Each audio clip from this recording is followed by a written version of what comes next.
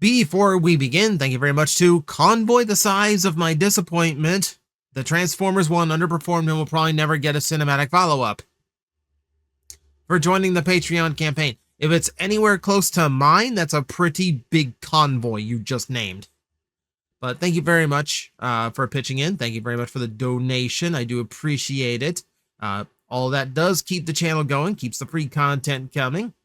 So we're going to go right into it because it is time for our monthly Q&A video. So if you don't know the rules by now, you should, but just in case, you're going to, if you want to participate in next month's Q&A, then by all means, leave a question in the comment section below, but only ask one question per post total. It is like only one.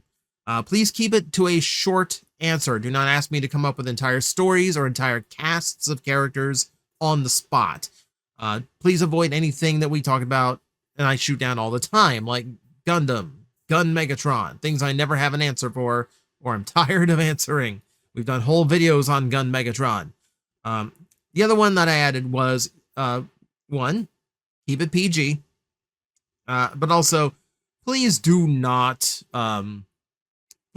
pitch fan art or fanfic ideas. You don't need my validation. If you want to do it, do it. But that's basically what it comes down to. So as long as you stick to that, we're all good. So let's see what we are starting with. Okay, as short and simple as possible, what do you think a crossover between Godzilla and Transformers would be like? So you could do a whole video on that. Probably could do a whole video on like how Transformers and Godzilla would properly cross over, not those dumb toys that Takara did last year. In my head, the obvious thing is you have to have Trypticon versus Godzilla. That's a very obvious one. But also, I would love to retool the Dinobots into actual Godzilla characters. Some you would have to stretch and heavily retool. You know, how do you get a Ghidorah out of anybody? You know, I think Sludge is like the only option you have because he's already built for the long neck. You just had to figure out how to add two more and take away two of his legs. But beyond that, swoop into Rodan, that's doable. You know, Snarl and or Slag, whichever which you want, would turn into Anguirus. Obviously, Godzilla gets to be Dino or Grimlock. I don't know what you do with the last quadruped. Godzilla doesn't have a whole lot of quadrupeds to pick from. But still, that would be fun as a set of toys, and I would see people would eat that up.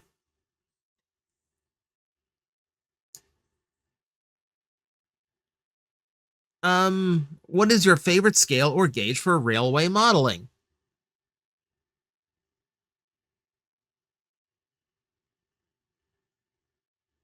That is a very odd question to get in at the last minute on this. I have no way of answering that. A lot of fans, myself included, talk about reusing the Transtech designs, but what about Transformers Hero? Would you like to see some of those revisited in the future? I, for one, would love to see at least their take on Rhinox again. So, if I remember right, Transformers Hero, I know that was like the original prototype name for Transformers Animated. I cannot remember what that entirely entailed, so unfortunately, I cannot recall the designs offhand. Suffice to say, any abandoned design I would love to see at some point, and considering that we kind of tested the waters with KSI Widow and seemed to go over pretty good, that toy's actually really nice. I could actually see that. I could see that being a bigger possibility in the future. Good evening, or rather good night, Mr. TJ. It is definitely nighttime here. The Wacky Italian is back and continuing our Tenchi discussion from a couple months ago. Here's my Koro Q. I have seen the first two OVA series, but should I dedicate time to watch the rest of the franchise, alternate universes included? Comment, I'm sorry to hear December wasn't that great, and also for making overtly verbose comments, but I find that to properly explain myself, I also need to give context. That's okay. That's okay. So for Tenchi, I would say Tenchi Universe is absolutely worth watching. Skip Tenchi in Tokyo. That one was not great. If you like magical girl stuff, Pretty Sammy is not a bad series. War on Geminar I did not see, so I can't really speak on that. I do like GX or GXP, I think it is. Tenchi Muyo GXP. That one actually does. If you're going to continue watching the OVA series all the way to the end, you will have to watch GXP. If I'm remembering the name right. It's the one starring Sana. That one will tie into the later OVAs pretty heavily. So if you are going to continue the OVAs, watch GXP, whatever letters I'm getting wrong, then watch the rest of the OVAs. But yeah, Universe is a really good self-contained series. That's actually a really good watch. What's a Transformer design detail that you like, but it barely gets used? For example, I like when the doors of female Transformers become her skirt or dress. That's a nice one. That is rare, actually. Yeah, that's actually kind of rare.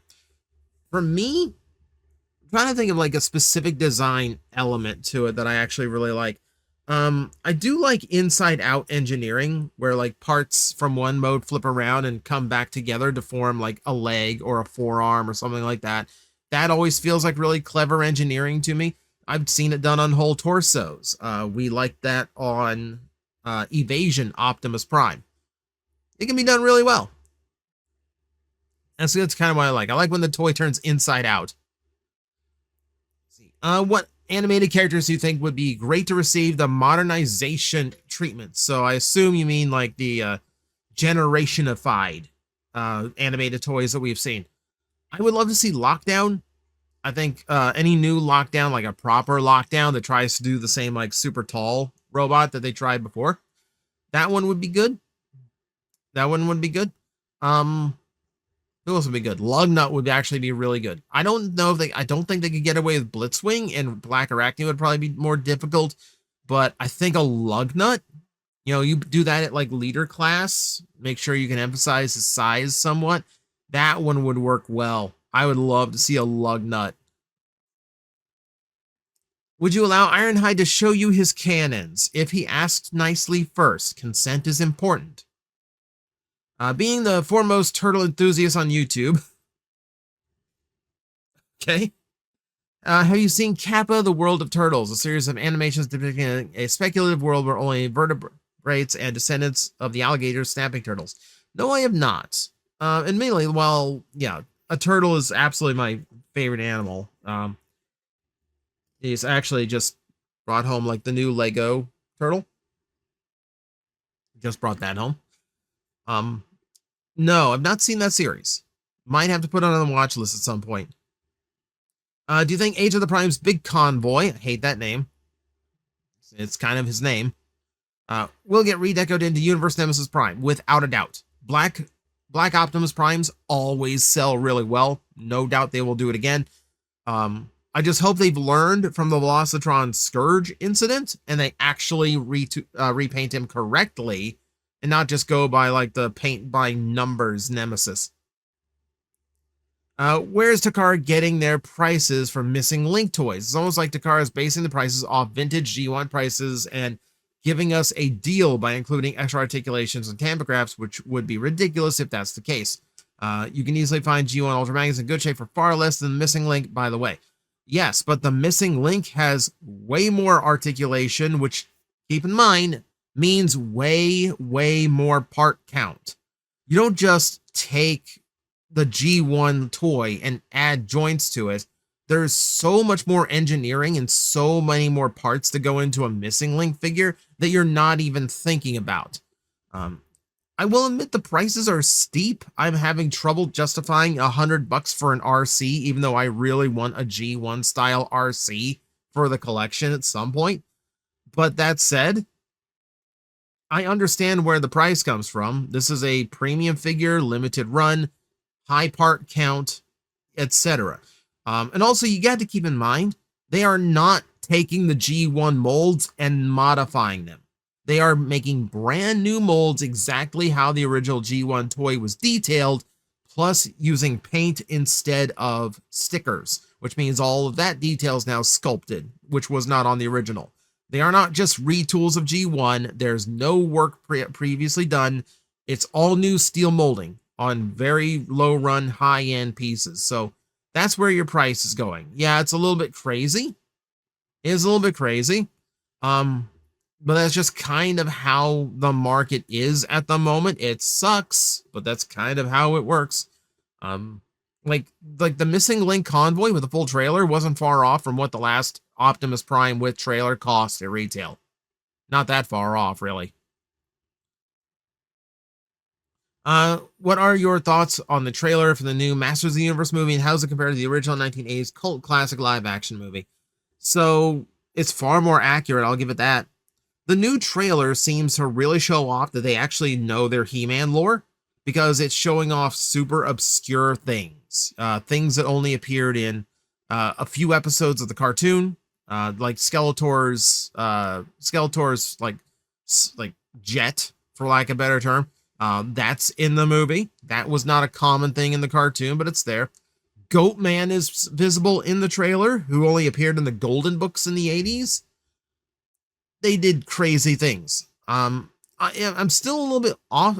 Still feel a little bit off-putting on that trailer. Like, it's a little uncanny valley for me to see them trying to be that cartoony. You know, like, I'm trying to get my brain past the point where it looks like a bunch of cosplayers.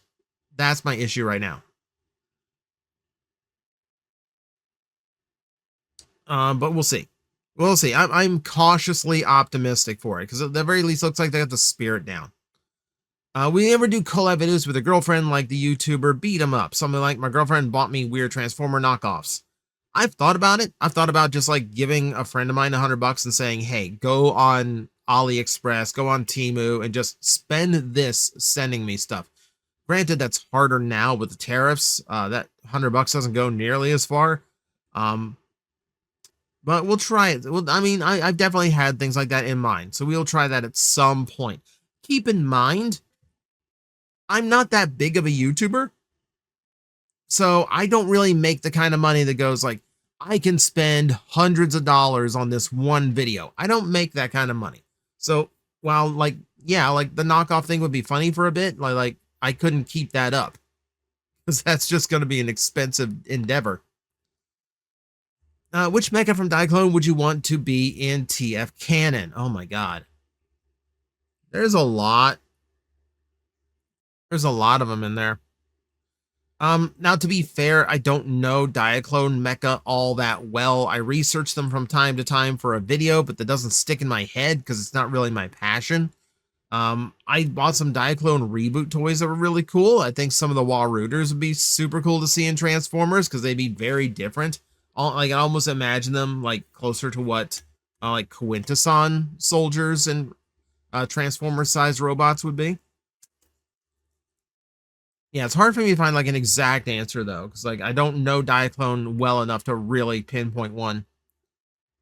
Why do you think that shows that are specifically made to sell toys, like Transformers and Tokusatsu, they add characters or things that never get toys, like Beast Machine's Botanica or Animated Omega Supreme, Black Juragon from Zenkaiger?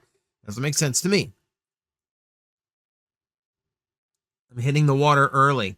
It'll tell you I'm already in trouble. So they do it for a few reasons. Number one, just in case they want to make the toy. Keep in mind, Beast Machines was cut short.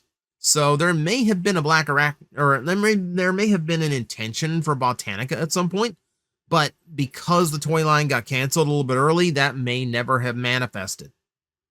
So it's a just in case thing on a lot of these, but sometimes it is they need things for the plot. That's your Animated Omega Supreme. That's part of the main plot of the series, and it provides one of the biggest threats toward the end of the series. So you do need to include things in the show, but that doesn't necessarily mean they're going to be a toy. Sometimes they just need it for the story or the plot they're creating, because in order to make the toys appealing, they have to make sure the shows are actually cool and doing cool things. So there you go. Which Scourge is your favorite? RID 2001 Scourge or Cybertron Scourge. They're both really, really cool. I mean, shout out to like the original Black Optimus, who kind of started that trope. I mean, I think both are interesting character-wise.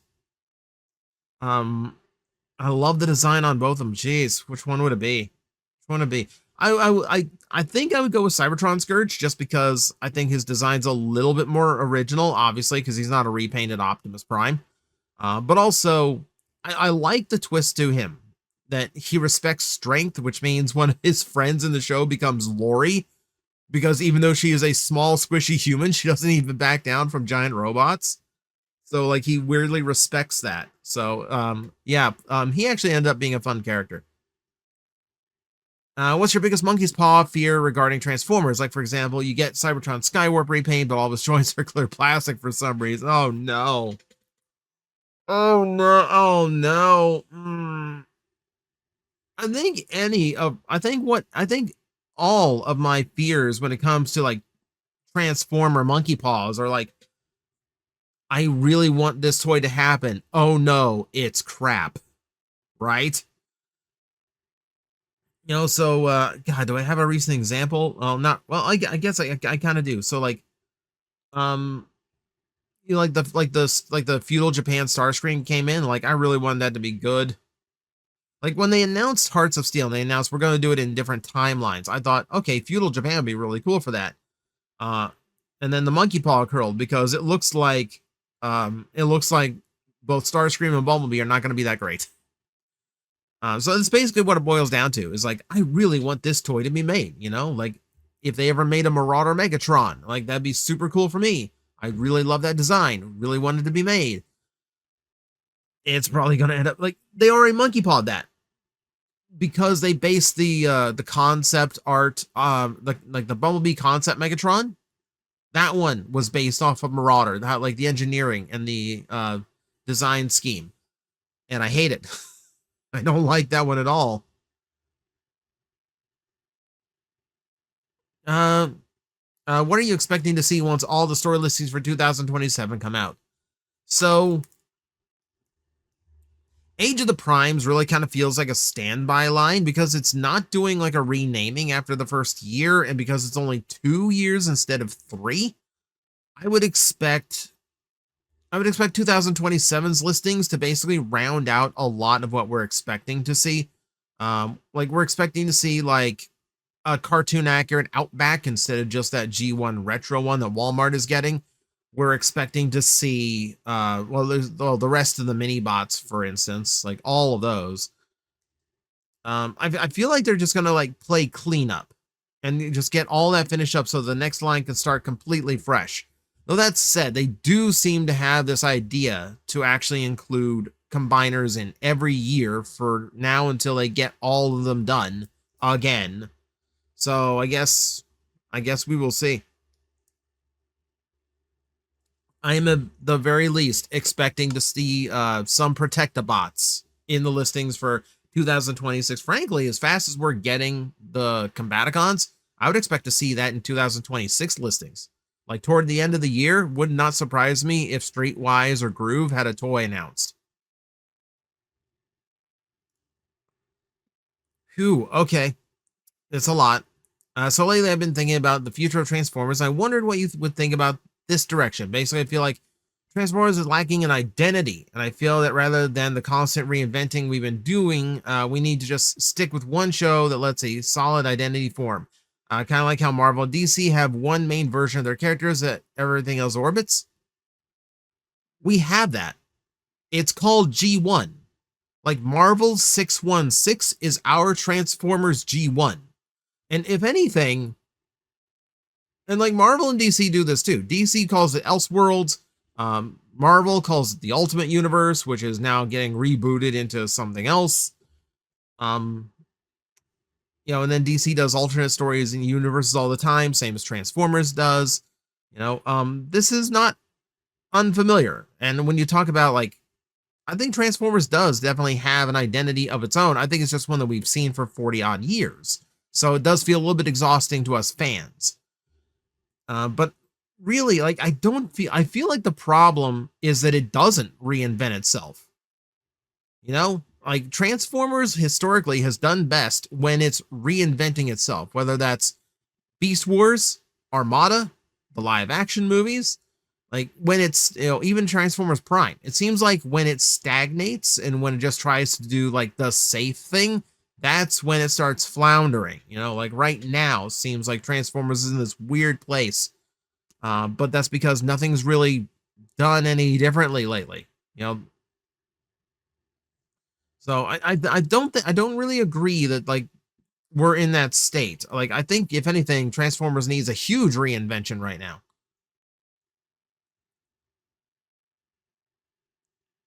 Yeah, but like I said, like it's basically does do what Marvel and DC do. They both have their own main continuity, and then they just kind of let a lot of other stuff come off of it.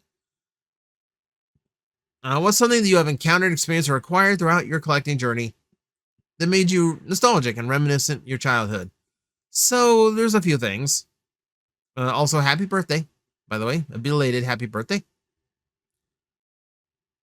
See, I mean, there's a few things like they do a lot of retro Ninja Turtle toys, or at least they did. Playmates losing the license is probably gonna cut that off before I get the stuff I really, really miss from my childhood. Um, the hard part is getting some of this stuff that would make me feel like nice and nostalgic. Is all kind of getting chopped down, like I would say like the mutating Ninja Turtle toys that came out, they reissued them. So like those are my favorites as a kid. Got the brand new ones. And they feel cheaper. Like the parts are all here, but it doesn't feel as good. Things aren't lining up quite as well because a lot of the plastic's softer. And oh hey, the weapon accessories have not aged well at all. Like they don't do what they're supposed to do. So things like that, like it feels like the stuff that tickles my childhood has been so compromised because of modern costs. It doesn't really hit the way that it's supposed to. I'm trying to think the last thing that hit and made me feel like nostalgic for childhood, but also like kept that feeling it didn't discourage me in any way. I guess the most recent example would still be Ninja Turtles because I've got the classics collection that has like it's the original toys, the original color schemes, but it's all better articulated. That kind of hit that knot. That kind of hit that. See, I figured that, this would be a strange question, but would heads with printing be okay on a Glyos figure with how Lego minifigures would have? So there's to show expression on the characters underneath, like how Outlanders did with their helmets. So a printed head would be a little bit weird considering, like Lego's all about smooth detail and print on there, whereas like a Glyos figure is all about heavy sculpting and paint. So not necessarily. I don't think like a printing would be okay for a Glyos figure. Like I don't mind them having helmets and heads underneath. That's kind of fun if they do it right. But for the most part, no. I don't think the printed helmet or the printed face is the right one for you. It's the right one for that line rather. Is there an exception to you not liking complicated Transformer transformations? Something that's complicated enough that you like going through it because the process has a lot of cool tricks that you appreciate some of those extra steps. So I'm trying to think if there is a good one. Honestly, complexity leads to a lot of fiddly parts and a lot of like micro transformations. That's what I really do not like. I think 86 Optimus is the limit to that. Him or like Masterpiece Ironhide. Masterpiece Ironhide is pretty well involved, but I think that one is a lot more fun to do compared to a lot of other Masterpiece toys. I'm trying to think if there's like a limit of like, okay, this is a really complicated toy, but I enjoyed messing around with it. And honestly, I can't really think of any. Like I just straight up don't like an overcomplicated toy. That's why I avoid most third party. You know how many times I nearly caved and got that third party Shatter because I loved Shatter as a villain in the Bumblebee movie, and the fact that they engineered a toy that has both of our alt modes, no matter how broken up with panels they look, I think is still incredibly impressive. but I've heard nothing but nightmares about transforming that toy, which means I would probably just have it to stand in robot mode and never enjoy it as a transformer, and that's not right. That's not right to do. Hang on. Keep falling back in the chair and away from the microphones. I gotta lock the chair. Do you think Hasbro will release a Transformers Devastation repaint in the 86 Constructicons and Stunticons? Most likely not, because all they would really do is just paint some anime highlights and like shine effects on the surface of the toys. That's really the only thing that they would benefit from doing, and that's such a small subset. I can't imagine them like going that far out. I mean, like for Stunticons and like for both of them, they're far more likely to just do G2 color schemes. Like if they're gonna get repaints out of them, that's gonna be it. Let's see, what do you think would be a good fit for stylized T-Spark Animus Machina line? The one that gave us IDW Rodimus and the upcoming Predaking. And since Takara is doing Brave figures on the T-Spark line, you can choose Brave Robot or Transformers for the answer. So I feel like some of those Studio Ox, like heavily detailed designs would work. Like they did that for like Optimus Prime, and that wouldn't surprise me. I think Animus Machina would be a good fit for a lot of the IDW designs. I would really like them to continue making those, especially if we get a Megatron out of it. An official IDW Autobot Megatron is way, way overdue. We absolutely need one at this point. I can't think of any Brave offhand, because they're doing Gal Gaigar. I just got in Genesik, actually. And then, like, King Jader would be too big. No, yeah, but, like, I think what Animus Machina would excel at is, like, the IDW or Flame Toy style designs that would just be, like, heavily detailed, more so than Generations would normally allow. I think that's going to be its little niche. Who's your favorite who's your favorite cartoon character named Gordon? I have no idea. I don't know too many Gordons. Like Commissioner Gordon from Batman the Animated Series. That would be fine. Gordon from Half-Life, but the AI is self-aware. Do you consider that a cartoon? It's technically machinima. Technically, it's a cartoon. Yeah, I think it would have to be Commissioner Gordon, and that's technically not even a cartoon character. It's a comic book character. I wanted to follow up a question from a previous Q&A. I asked about the whales and Transformers collectors community.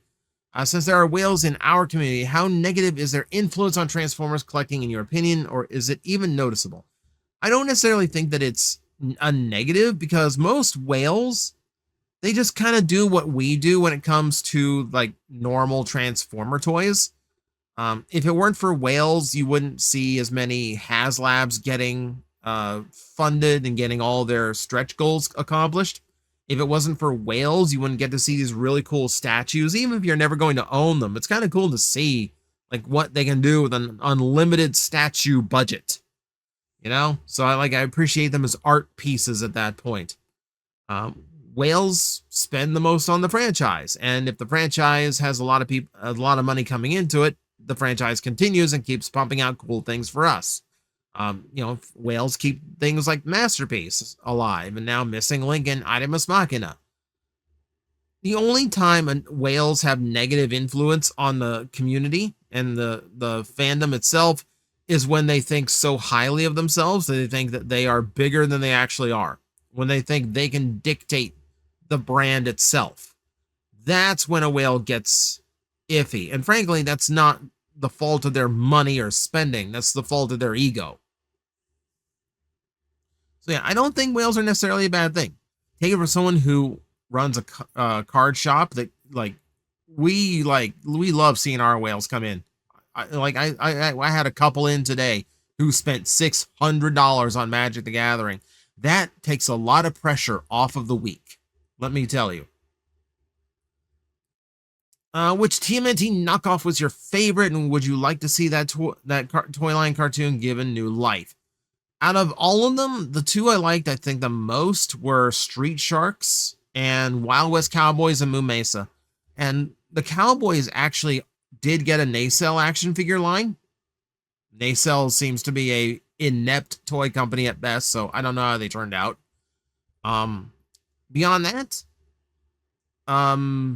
Street Sharks got that anniversary line, which upsets me because the third wave got delayed because of the tariffs.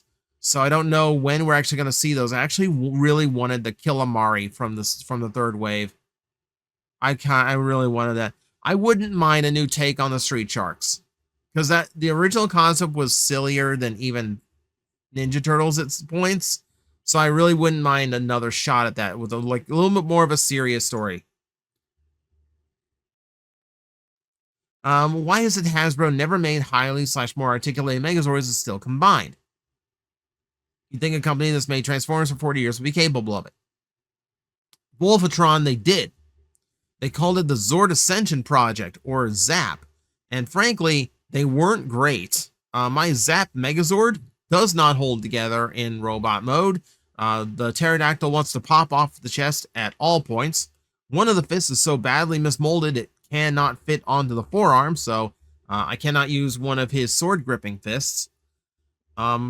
Yeah, they were just generally thought of to be very low, surprisingly low quality and low featured for how expensive they were. And the fact that the black and gold one had NFTs force fed into it put off a lot of people. They only made a few of them. They made the Zap Megazord. I think they made the Dragon Zord. They made the Astro Megazord. They never did a Delta. Yeah, Zap didn't go anywhere. Zap fell on its face right out of the gates.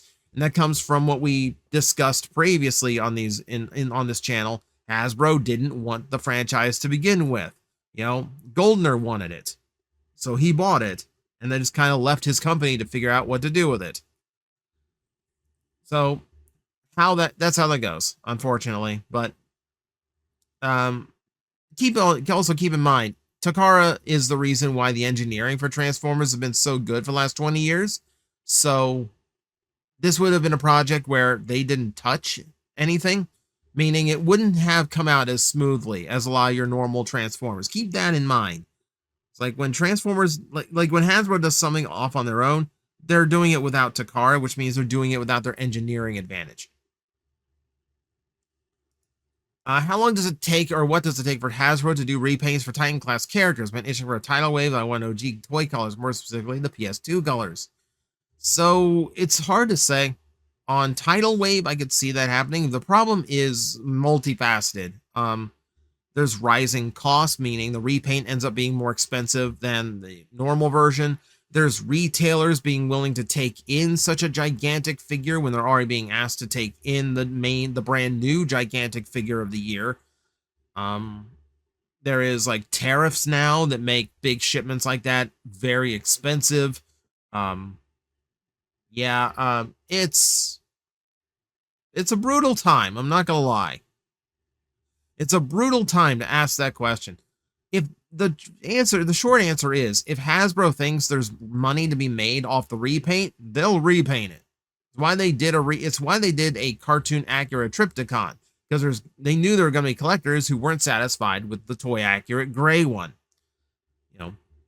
That's how that goes. Basically, that's how it is. If they thought there was money in a toy accurate Tidal Wave, they'd have done it already, or at least announced it.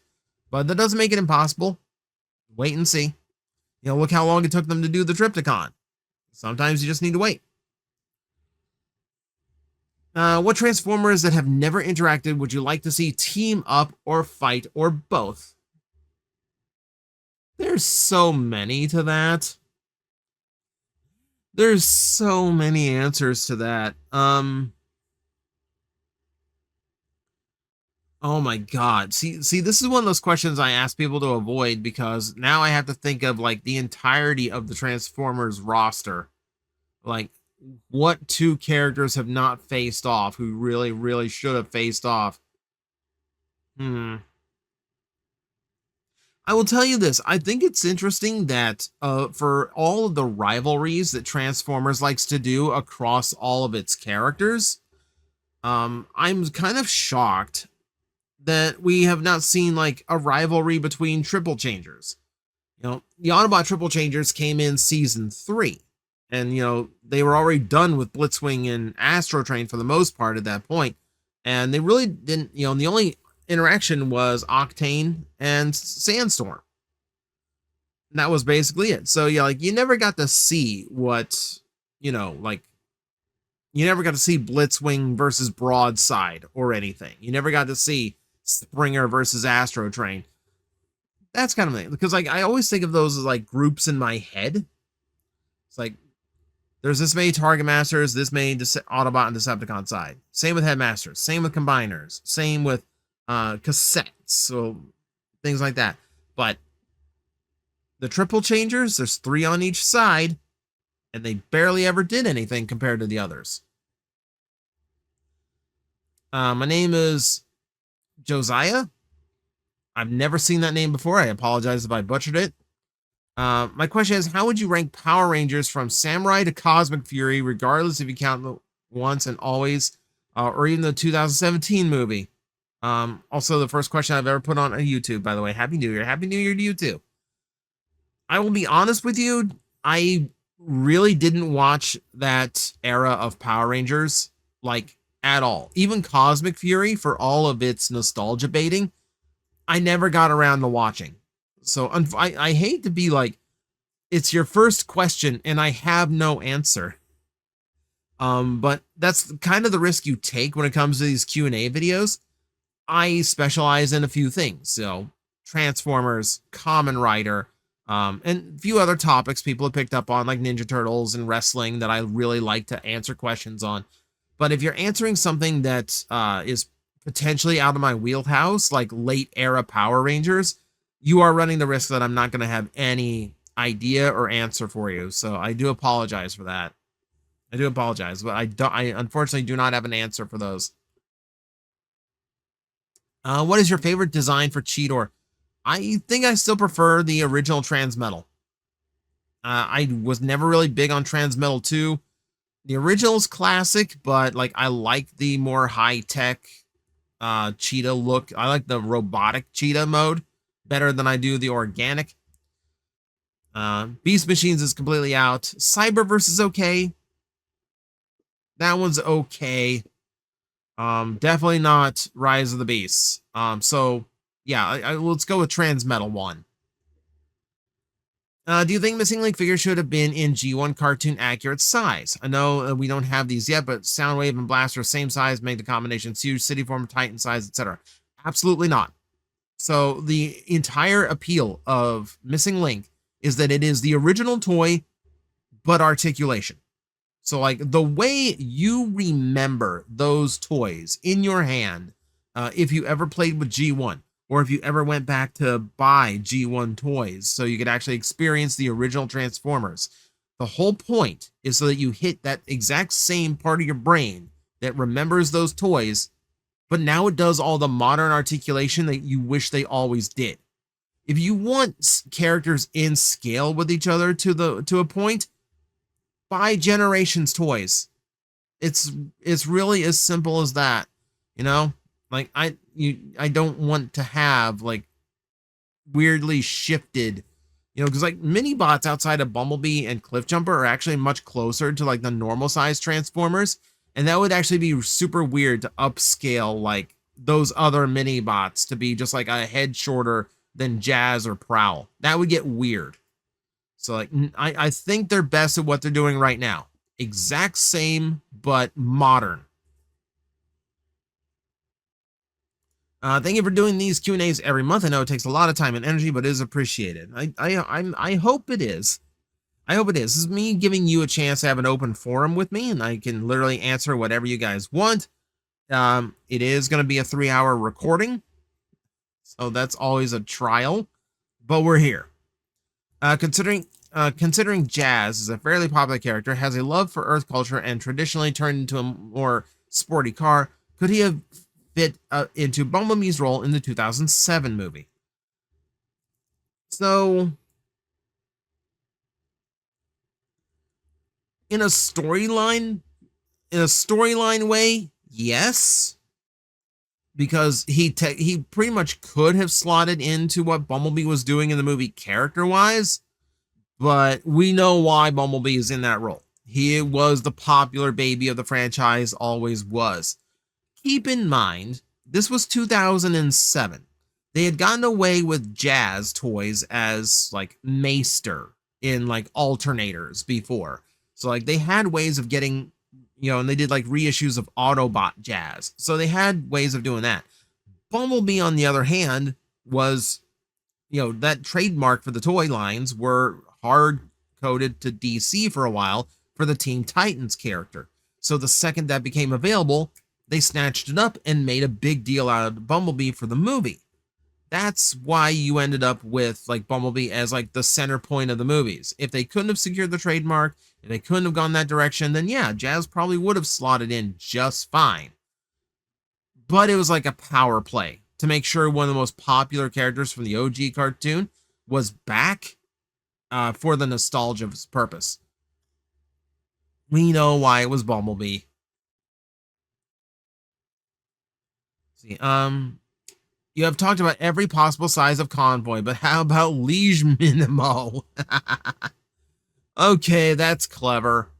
That's clever. We don't talk about Liege Minimo because you can't take it seriously when like he wants you to call him Liege, but he's that big.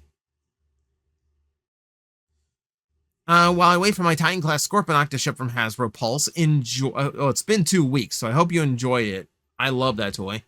Shall I ask you my question for the month? What's a silly idea you had for a new Transformers figure that might never, ever happen, but you wish it could because it would be funny? I mean, if you want the ridiculous things, like I want the Oscar Mayer Wienermobile as a Transformer. Like, do you want the really silly answers? Do you really want to go there? How about the Shaggy van from Dumb and Dumber? Like, they actually have to glue fur to it in order to make it accurate to that movie. Like, I've had weird ideas. I've had some very weird ideas, especially in the crossover department, so that could go on forever. But yeah, there's plenty to do there. When deciding to make a sequel to a video, what weighs more, the fun you had making the first or the views it got? Absolutely neither, actually. Like, yeah, like if an idea ended up being fun to do, like I really want the Wheel of Alt modes to take off and be like a more consistent performer, because I like doing those. Let's take a group of Transformers, spin the wheel, and see what they have to be now. Because it's a fun improv thing for me, keeps my brain working. So those, I just like, that's a situation where like, that was fun. But I never really look at view count when it comes to like what to do next. Like absolutely, like it's a part of like paying attention to analytics. Like hits, like here's a popular topic, let's hit on it again. That comes into play a little bit when I was doing when I did everything Optimus Prime is transformed into. That got a lot of views. So I went, okay, let's do it with Soundwave, because Soundwave's had to change his alt mode all the time. And he's had a few weird ones thrown in. So there we go. Things like that. That's where it weighs in like view count. For the most part, it's really just, do I have more ideas for this particular sect of toys or sect of whatever I was talking about for that? It's mostly just like, am I inspired to do another one? Essentially, that's what comes first. Will you ever do a top 10 of your top 10s? Here's 10, or tier list of your tier list. No, because I'm not going to get that meta. And if I'm going to be honest, like, I don't think that highly of the content I do. I'm glad people enjoy it. Don't get me wrong. But I know it's disposable content. It's good for a day and then move on. I'm the Happy Meal of Transformer channels. I'm the McDonald's of like Transformer YouTube channels. Like, I give you cheap, easy stuff that is enjoyable in the moment, but it's not going to last you. So which is why I do this every day. But yeah, like, I wouldn't think highly enough of myself to actually do like a top 10 or tier list of my own stuff. I feel like it could be better. If you could turn your biggest nightmare into a capsum, how powerful or weak would it be? So it would be powerful, I'll give you that, but I'm not going to tell you what the nightmare is, because that starts getting into very personal territories. Also, I know a lot of people are like, even if I said something that I have nightmares about, there's going to be people in the comment section going, "Oh, well, this if you analyze dreams, that means that," and I don't need people doing that to me. So you'll excuse me if I do not share what my nightmares are. Since you did a best toys of the year, what's the best year's reuse? I feel like I meant to do that at some point. Actually I did. We did like best repaint retool, and I included the retool. What did I say? I feel like I did do this video, Samuel, and I just I think you missed it, and I think I can't remember what it was. And I think offhand I cannot remember what I put at number 1.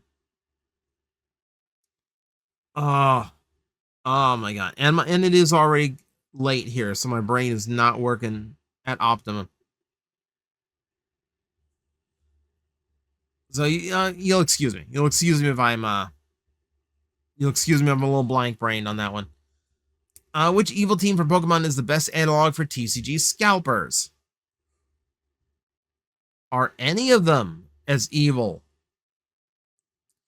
I will admit, this gets into that whole, like, my brain kind of like blurs a lot of those evil teams together. Like, if it's not Gen 1 or like the most current 2 gens, it's a blur in my head. I cannot remember. Some people can tell you what Pokemon came from what gen. I can't. Some people will tell you like this evil team and that evil team. I can't. Like, my only thought is like, wasn't this like a Team Galactic thing where they're like confiscating Pokemon in order to save them from their dangerous trainers or something or other? Like, that kind of that feels more like a scalper. And I don't even know if I've gotten that one right. Will you recap the episodes of My Neza and Transformer show like you did with your Wild King and Cyberworld? The show's already out and free on YouTube. Okay, interesting. So I would probably just do a video giving like general thoughts of how it is, provided I can understand it enough. The thing you gotta remember is I've watched so much subtitled Kamen Rider over the last 2 decades. I have picked up just a little bit of Japanese that does help me follow what is going on, even if it's not subtitled, which is how I can handle like the last 5 episodes of Wild King. With Neza, I almost never heard Chinese before, so I would not get that one across at all. I basically just go in and go, "Oh, look, pictures. I remember that design. That's from that's from a decade ago. What's that doing here?" But yeah, at some point, like, yeah, like that's gonna be on the list of like things to do. Like do a little thing of like, "Hey, Neza Transformers is a thing now. Here's what I thought." Do you think we'll get remolds of Bruticus and Superion to make the original Nexus Prime / Nexus Maximus? I love the joke about the original name. Funny enough, in the video I posted earlier today, I made a joke about that name again.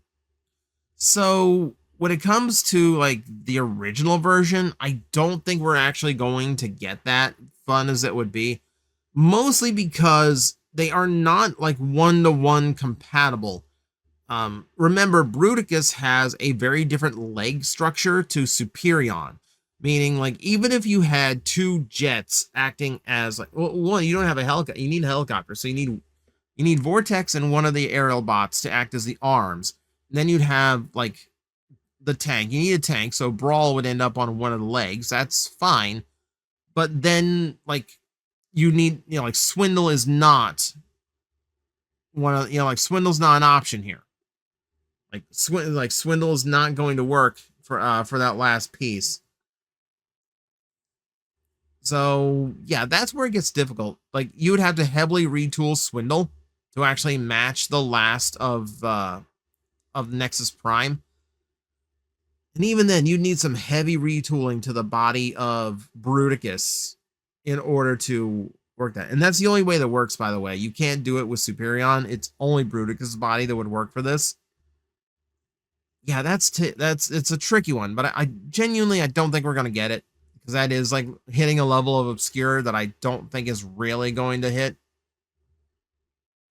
With the exception of, with the experience you now have to when to be mean, both to the figures that deserve it and to your audience when needed. Oh wow. Oh wow.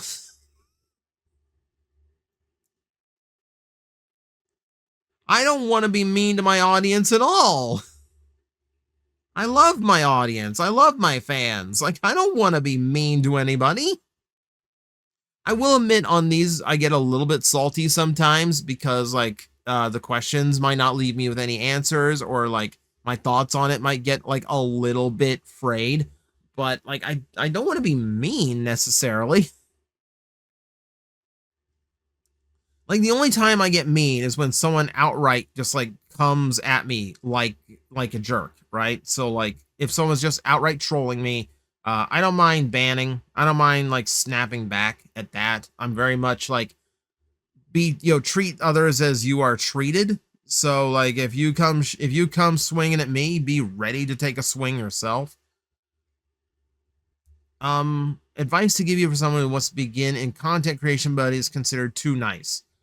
One is just don't be afraid of compromising for the sake of like what other people say. The people who really will gravitate to you and stick to your fans will enjoy what you do the way you enjoy doing it. So like, don't put up with someone going, you need to do that. You need to, when it's not, when it's not critical, when it's just there to pick on you. No, like put your foot down, on that. Like, that's the time to be mean.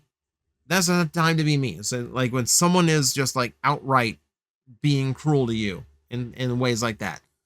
But really, like, the only way I have learned, because I am very much too nice sometimes, the only way I've really learned when to be mean is just through experience. So, like, just my advice to you when it comes to, like, beginning in content creation, just go.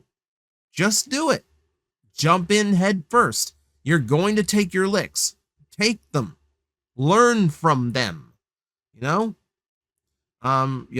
the ones who aren't going to be critical to you. And if the critique actually does hit home and actually does have some merit, take it in stride. You're going to get people picking on you. I still get people like that on all of my videos. Eventually you just have to let it brush over you and, put your foot down when necessary. That's really how it goes. And experience teaches you that. What Common Rider final form would you want as a figurized standard kit? So my favorite final form for any Common Rider is Wizard Infinity. I have the figure art though, so I'm not sure I would need that one in particular.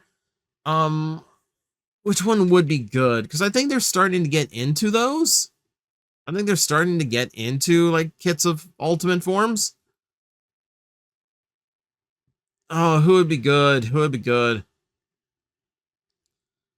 The sad thing is, what my brain is doing is trying to figure out which final form would require the fewest stickers.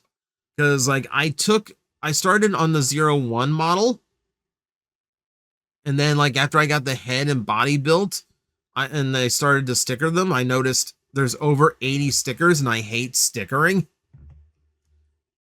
So that came to mind, like, How do I avoid that? That means there's definitely not doing X8. I'm not doing Muteki Gamer that way. That ain't happening. Not doing that.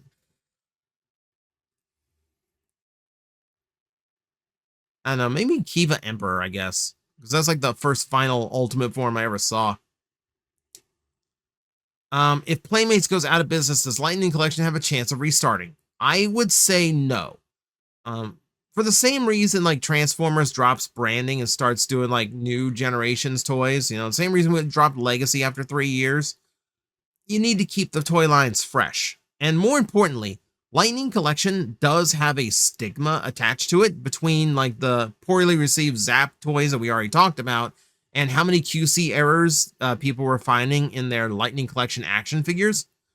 I understand there is a desire to have a complete set of the Rangers that they fell short on and didn't finish, and to just have matching figures of like if they haven't done your favorite Ranger team yet, you'd really like them to continue said favorite Ranger team. But that said, no, they would most likely do something completely fresh. If it reverted to Hasbro, even if Playmates didn't go out of business, if they just reverted the rights to Hasbro, and guess what? If they really are doing a reboot movie like they say they are, Hasbro will take that brand back and they will do the toys themselves. Because that's way more money on the table. But yeah, I don't think Lightning Collection is going to restart no matter what. If they do it again, they do something fresh. Who has the best base mode, be it just a base alt mode or trailer that converts to one? That always kind of falls to Brave, or actually, no, let's go with Brave Maximus. I was going to say any Fortress Maximus, but no. Brave specifically has a paint job done to it to make his parts look more like towers, like lit up windows and things. It's really neat. I sold that version ages ago and still regret it. But yeah, Fortress Maximus, that mold itself has always had the best base mode, aside from the fact that it has like the neat things you want for a playset, like a jail cell for your Decepticons, a working elevator for your smaller Transformers to roll through. It just has the best city look to it. It's the best one that actually looks like a base and not just a robot laying down and spreading open its legs, Metroplex. Yeah, that's always the one that looked best to me. How do you hear Skybound Megatron's voice? Higher pitch like how he sounded in G1, Devastation, and Robosen, or lower voice like he did for Prime in The Last Night? With that Megatron being that particularly cruel, I tend to give him like the Prime version of Frank Welker. So yeah, very much like it is G1 Optimus, it's G1 Megatron, but like it's so much crueler. Yeah, like and I just read the second half of it. You're on board with me. Yeah, like I just think that fits much better because it's a far more serious Megatron. Who do you think would win in the fight between Nicole Robertson from Amazing World Gumball versus Ultra Instinct Shaggy?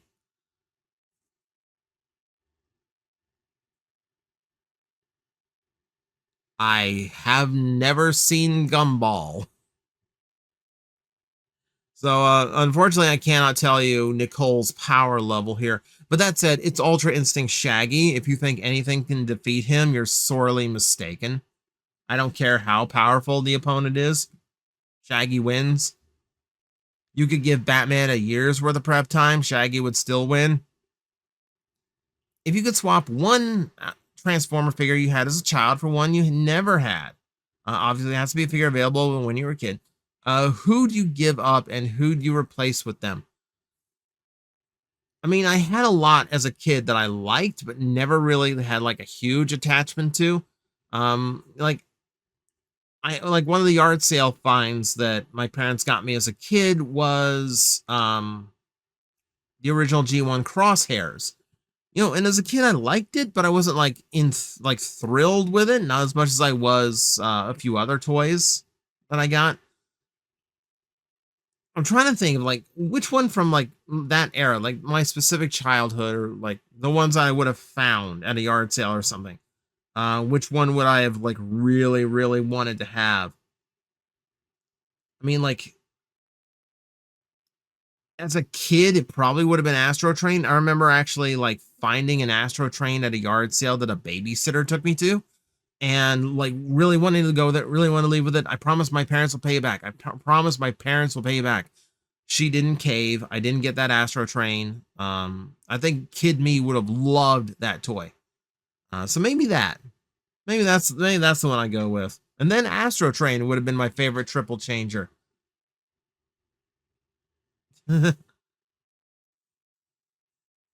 See, so we know your favorite and second favorite writer shows. What's your third though?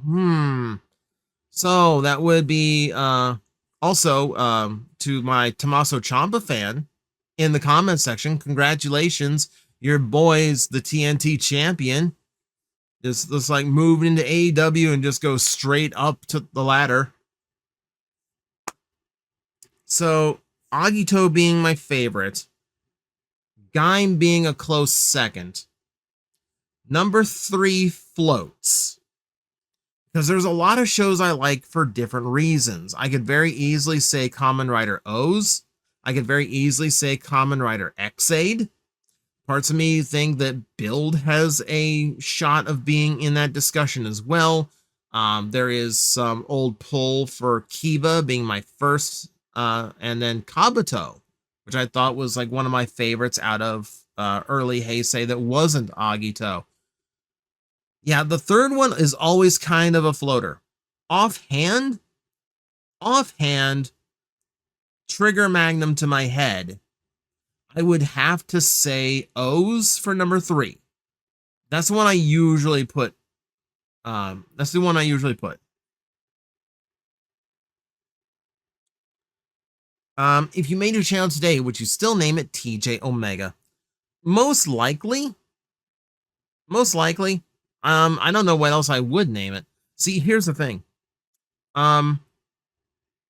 The other option would just be to do like what a lot of people are doing these days and just go by your real name if you're going to be an online performer. So the channel would have been Tyler James.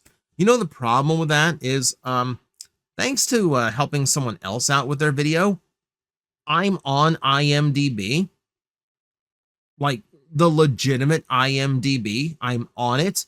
I am Tyler James 9 on IMDb. There are 8 other famous Tyler James before me, and then there's another one after me who is a popular TikTok performer. So it's a little bit of a crowded space to just be Tyler James. I don't know what it would have been if I had named it today. It probably still would have been close. Probably still would have been close to TJOmega, but I'm not quite sure what it would have been. Might have been like on any given day, it might have been like TJ Ryder or like something based on something else that I'm really a big fan of. Hard to say. How would you feel about a Transformer style Hallmark movie? Oh boy. Oh man, this career girl Elita 1 just moving out to spend Christmas in the country with this bumpkin Optimus Prime and finding love and the true meaning of Christmas as Megatron tries to overthrow this small town that the city girls fall in love with.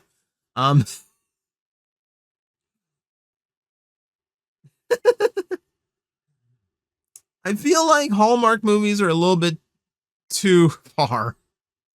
It would be funny. It would be really funny. Oh my god. I don't know. I don't think I would watch. I don't think I'd watch that one. Regardless of the fiction surrounding them, how do you feel about animal bots on an aesthetic level? So basically G1 chunky blocks like the Dinobots or Insecticons or Beast Wars realistic animals. As much as I love Beast Wars now, I will admit I still prefer mechanical animals. I still prefer the machine beast modes. So that would be the answer. You know, like I will take G1 Predacons over a lot of like standard Predacons. I'll take my Transmetal ones over my first year's Beast Wars characters. I just like the aesthetic a lot better. I like robots. Weird. Who's your preferred 13th Prime? Mine is Logos Prime, not Nova, Nominus, Zeta, or Sentinel, because I like the idea of... Okay, I like that the 13th Prime is completely unknown. I like that there is like a question mark there. You know, like, I will admit, with the advent of Star Optimus Prime, I've talked about this in a previous video, I still really like this headcanon, where Star Optimus is not Optimus Prime just upgraded to his most powerful form in the G1 canon, but it's him regaining his divinity. And the Zodiac that was like the power source that brought him back to life is actually what became of his divinity after he cast it off to be reborn as a normal Transformer. I love the idea that it really is like the 13th Prime, like that he is specifically, like that iteration is the 13th Prime.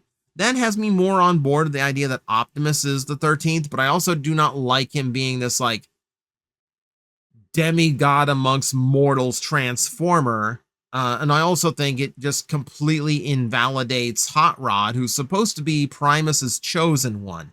You can't really be Primus's chosen one when literally one of Primus's first children's right there. So yeah, you know, like Rodimus is the chosen one, but Optimus is the chosen one. I don't like that. I like him being a question mark. I like him being a mystery. Which series do you think gets or got more hate from their fan base?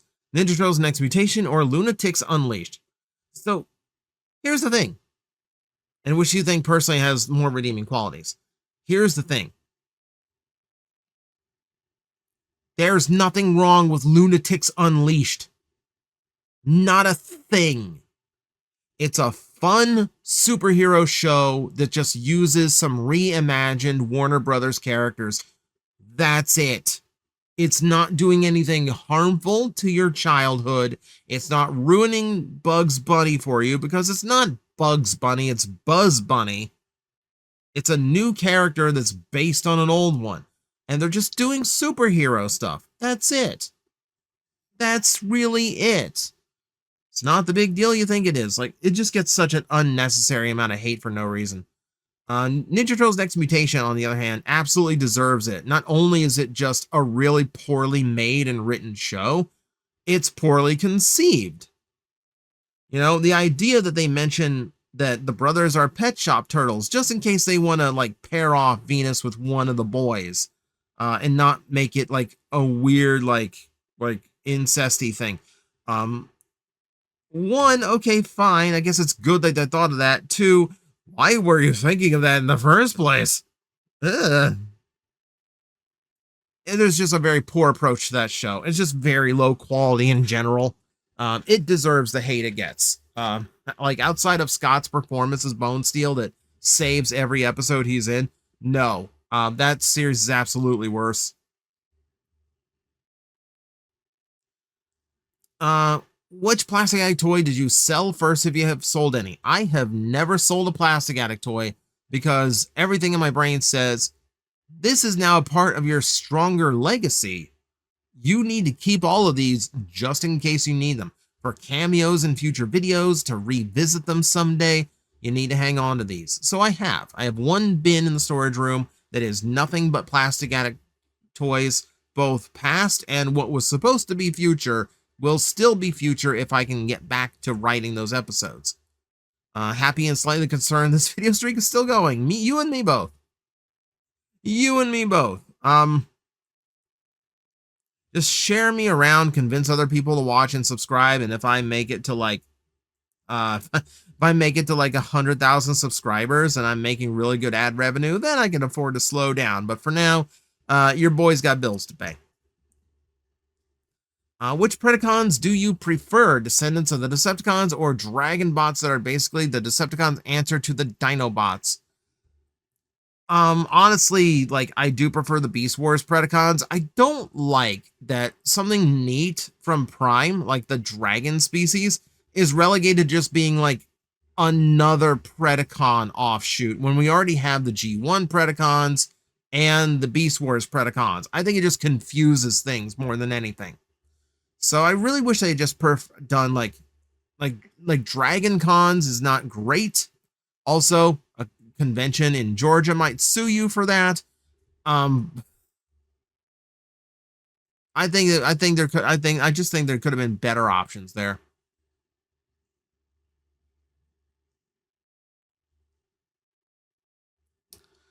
Let's see, who is this algorithm guy and how can I help you defeat him? Strangely enough, we just kind of talked about it.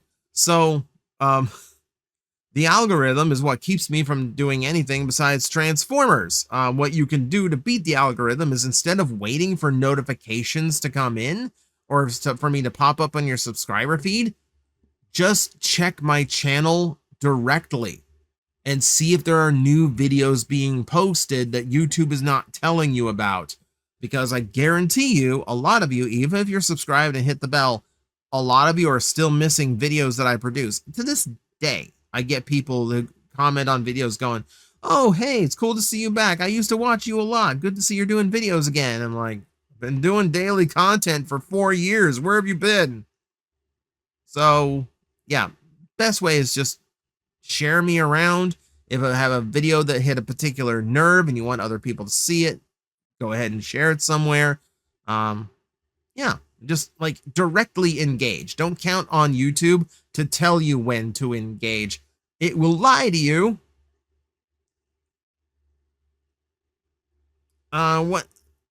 When you get to meet with fans, is there anything you've said that gets quoted back to you or you get asked to say? I mean, the catchphrase used to be like, I stay addicted so you can stay away, which is very much a rip on the Nostalgia Critic. And given my opinions on him now, I never really want to do that again. No one's ever asked me to like punish painful plastic, which was the replacement. I think the only time I ever get anything quoted back to me is usually when people remember the old running gags when I'm like live streaming. People will still bring up Bumblecrotch from the Let's Play I did of the Transformers PS2 game, where the camera glitched out and zoomed in on Bumblebee's groin for an entire cutscene, and referred to him as the Tiny Warrior. Doesn't get old. Doesn't get old. If you can choose one Transformers Valentine themed story to pitch for a comic book one-off, which do you choose? Okay, this is getting into the realm of pick a fanfic. A story where the Autobots tried to make Optimus Prime a leader one the perfect date, while also trying to prevent the Decepticons from ruining it. A post-war story about Skybite, now a mid-tier poet author being stuck in a love triangle between two Sea Creature Maximal sisters, one being a dolphin, who is the first and only real big Skybite fan, and second being an orca killer whale, how tough it is, but loyal bodyguard of Skybite. Okay. And a story about the exact opposite of the heat plague and the love plague, where it might be up to only the most hateful bots, Decepticons, and possible Autobots to come up with a cure and save the world and possibly the universe. I don't think in a Valentine story you paint love as a bad thing. So number 3 is immediately out. 2, I think, is a little bit too complicated. Out of those, I think I would have to go with 1, considering it is, it is kind of very by the numbers. We've seen that Valentine story before. It'd be about how you twist it at that point. Do you think, are we going to see the other remaining 28 NFL teams as Transformer American football helmets? Depends on how all the others sell. If they sell, they'll obviously keep doing more. Simple as that. I mean, I suppose at some point they will.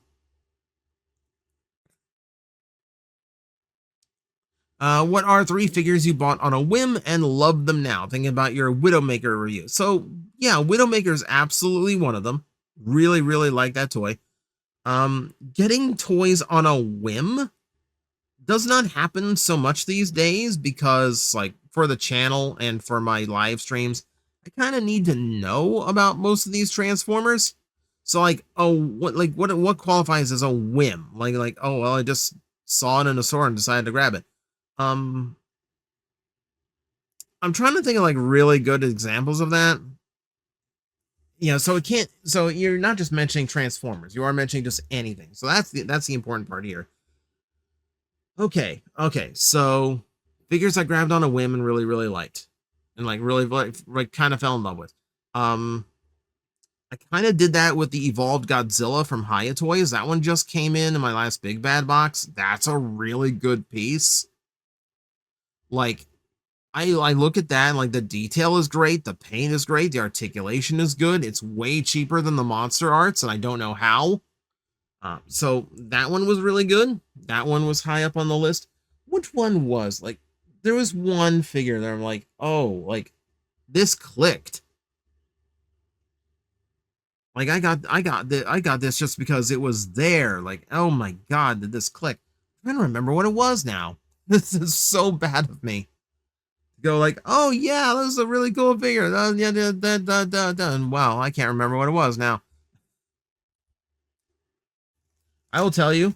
I'll say this for the answer. It's not a great answer. It's not a great answer, but I'll go ahead and give this one to you. As I look around, hoping to find one answer anywhere around here. I mean, so I was at Ross. I check my Rosses every so often, just because every now and then you can actually find like something really surprising. And I grabbed some AEW wrestling figures. That's Will Ospreay, who I think is like one of the most impressive wrestlers I've ever seen in my life. And yeah, I've just had fun with this, just messing around, just putting him in poses, having him do wrestling moves to other figures on my desk. Like that's been my like little stim figure for a while now. So I think that's the one that qualifies right now. Favorite movie car? I asked because I got the Hazmat Ecto one for Christmas. It's such an easy answer, but the DeLorean from Back to the Future. Like I look at that and I don't even think of like the DeLorean as like the real world car. I just think like, oh wow, it's the time machine. Yeah, I don't think there's really any other, like, to go with other answers, we'd have to get weird. You know, the Winnebago from Spaceballs, like things like that. That's not a car though, so that doesn't count. Yeah, but that really would be it. That really would be it. Probably, Thundercats 2001, 2011. I really do like that show. Hate the AI answers. Hate the AI answers. God, I wish I could turn those off. I really like the show itself. I think the animation's good. I like the twist on the story from the original. There's a few writing tropes to it that I don't like. I don't like that both the first half of season 1 and the second half of season 1 set Lion-O up to have a love interest just to pull the rug out from under him on it. I think the logic behind Pumira's heel turn and like remaining loyal to Mum-Ra is incredibly weak and really nonsensical. I think it's like strangely the one bit of bad writing that show has. Also, like, this is also not great of like Chitara to be like flirting with Lion-O and kissing him if she's really in love with Tiger the whole time. Because take it from someone who has had a one-sided crush. If a girl's aware of your crush, she's not going to do anything to encourage it, like, oh, I don't know, kiss you on the cheek and flirt with you. So I didn't like that. But the rest of it I thought was really cool and impressive. Like Song of the Peddlers. If I'm remembering that name right. But you know the episode I'm talking about. It's a complete filler episode outside of Panthro showing up for the first time in the show. But it's a gorgeous episode. It's an absolutely beautiful episode in both art and story. And when the filler episodes can feel really important, that's when you got a really good show. Now, if you've heard about what they were going to do with it with a season 3, maybe it's a good thing it didn't go any farther. That's all I'm saying. You look it up for yourself. Let's see, Blocky's wheels adds to the expanding range. Can you see Blocky's wings assortment taking off? I feel like that's just going to fall under the wheels. I think they've already done Seekers in that line, so I don't necessarily think they're going to do like the Cars thing and spin off planes. But they're definitely going to be doing jet figures in that line as well.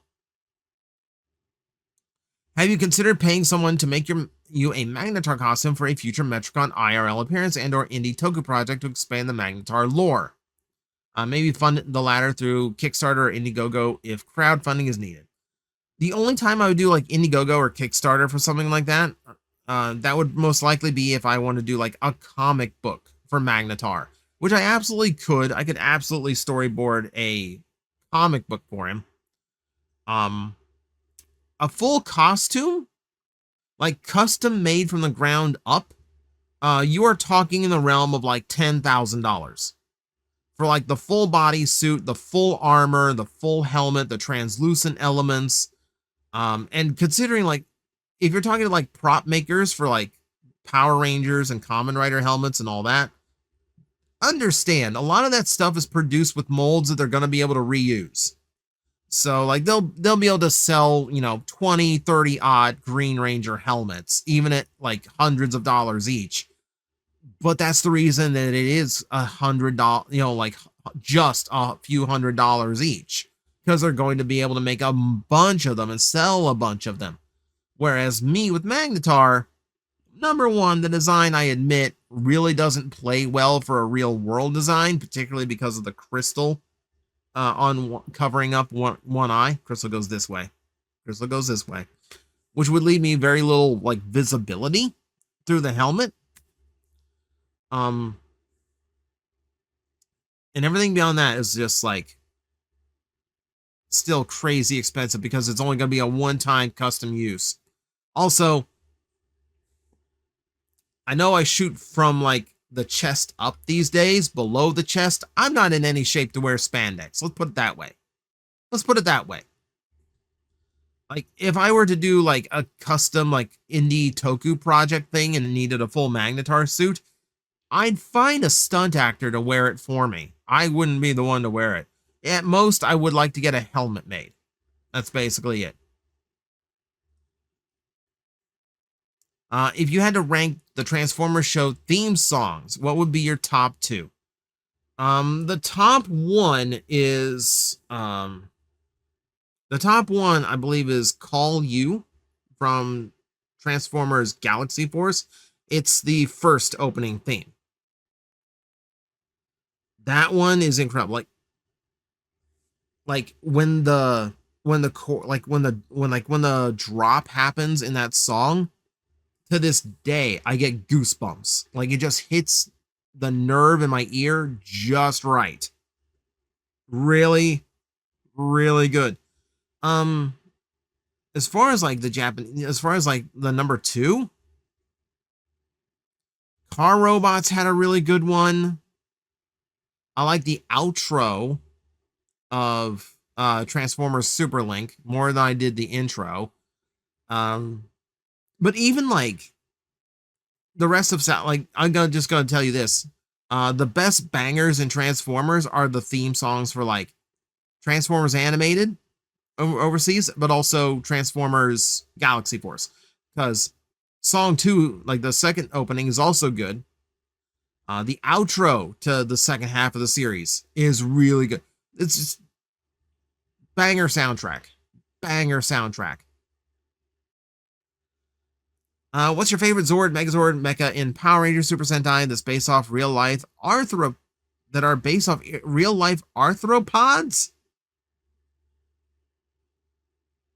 That is extraordinarily limiting.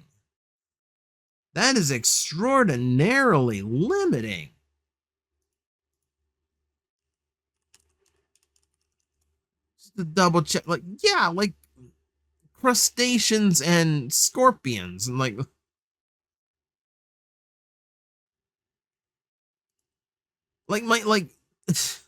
do I have to like default my answer to like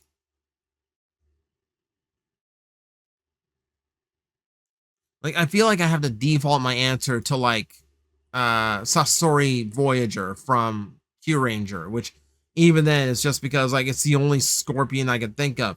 Hey, King Oger that had a bunch of bugs, didn't watch it. Didn't watch it. So I can't really give you an answer on that one at all. Yeah, I just don't know of many to begin with. I don't know. I don't remember any. I don't really remember any to begin with. Like Shinken Gold had a lobster, but I didn't like it. That's an incredibly narrow question. It's like I have like one answer just because it's the only one I can think of. If they did a figure of the Mummy in Universal Collaborative, should they use the Scorponok mold or the Shrapnel mold?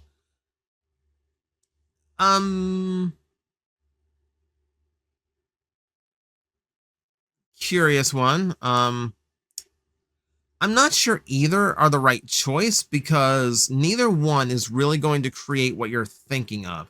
So you're not going to get a whole lot of like, so if you do the Shrapnel mold, you're going for scarabs, and you're not going to get much scarab because that still has to convey mummy at the end of the day. So it's got to have wrappings tooled into it all over. You can probably get away with not wrapping parts of it and just leaving it's like some wrapping visible in the beetle mode, but like I think it would be a detraction.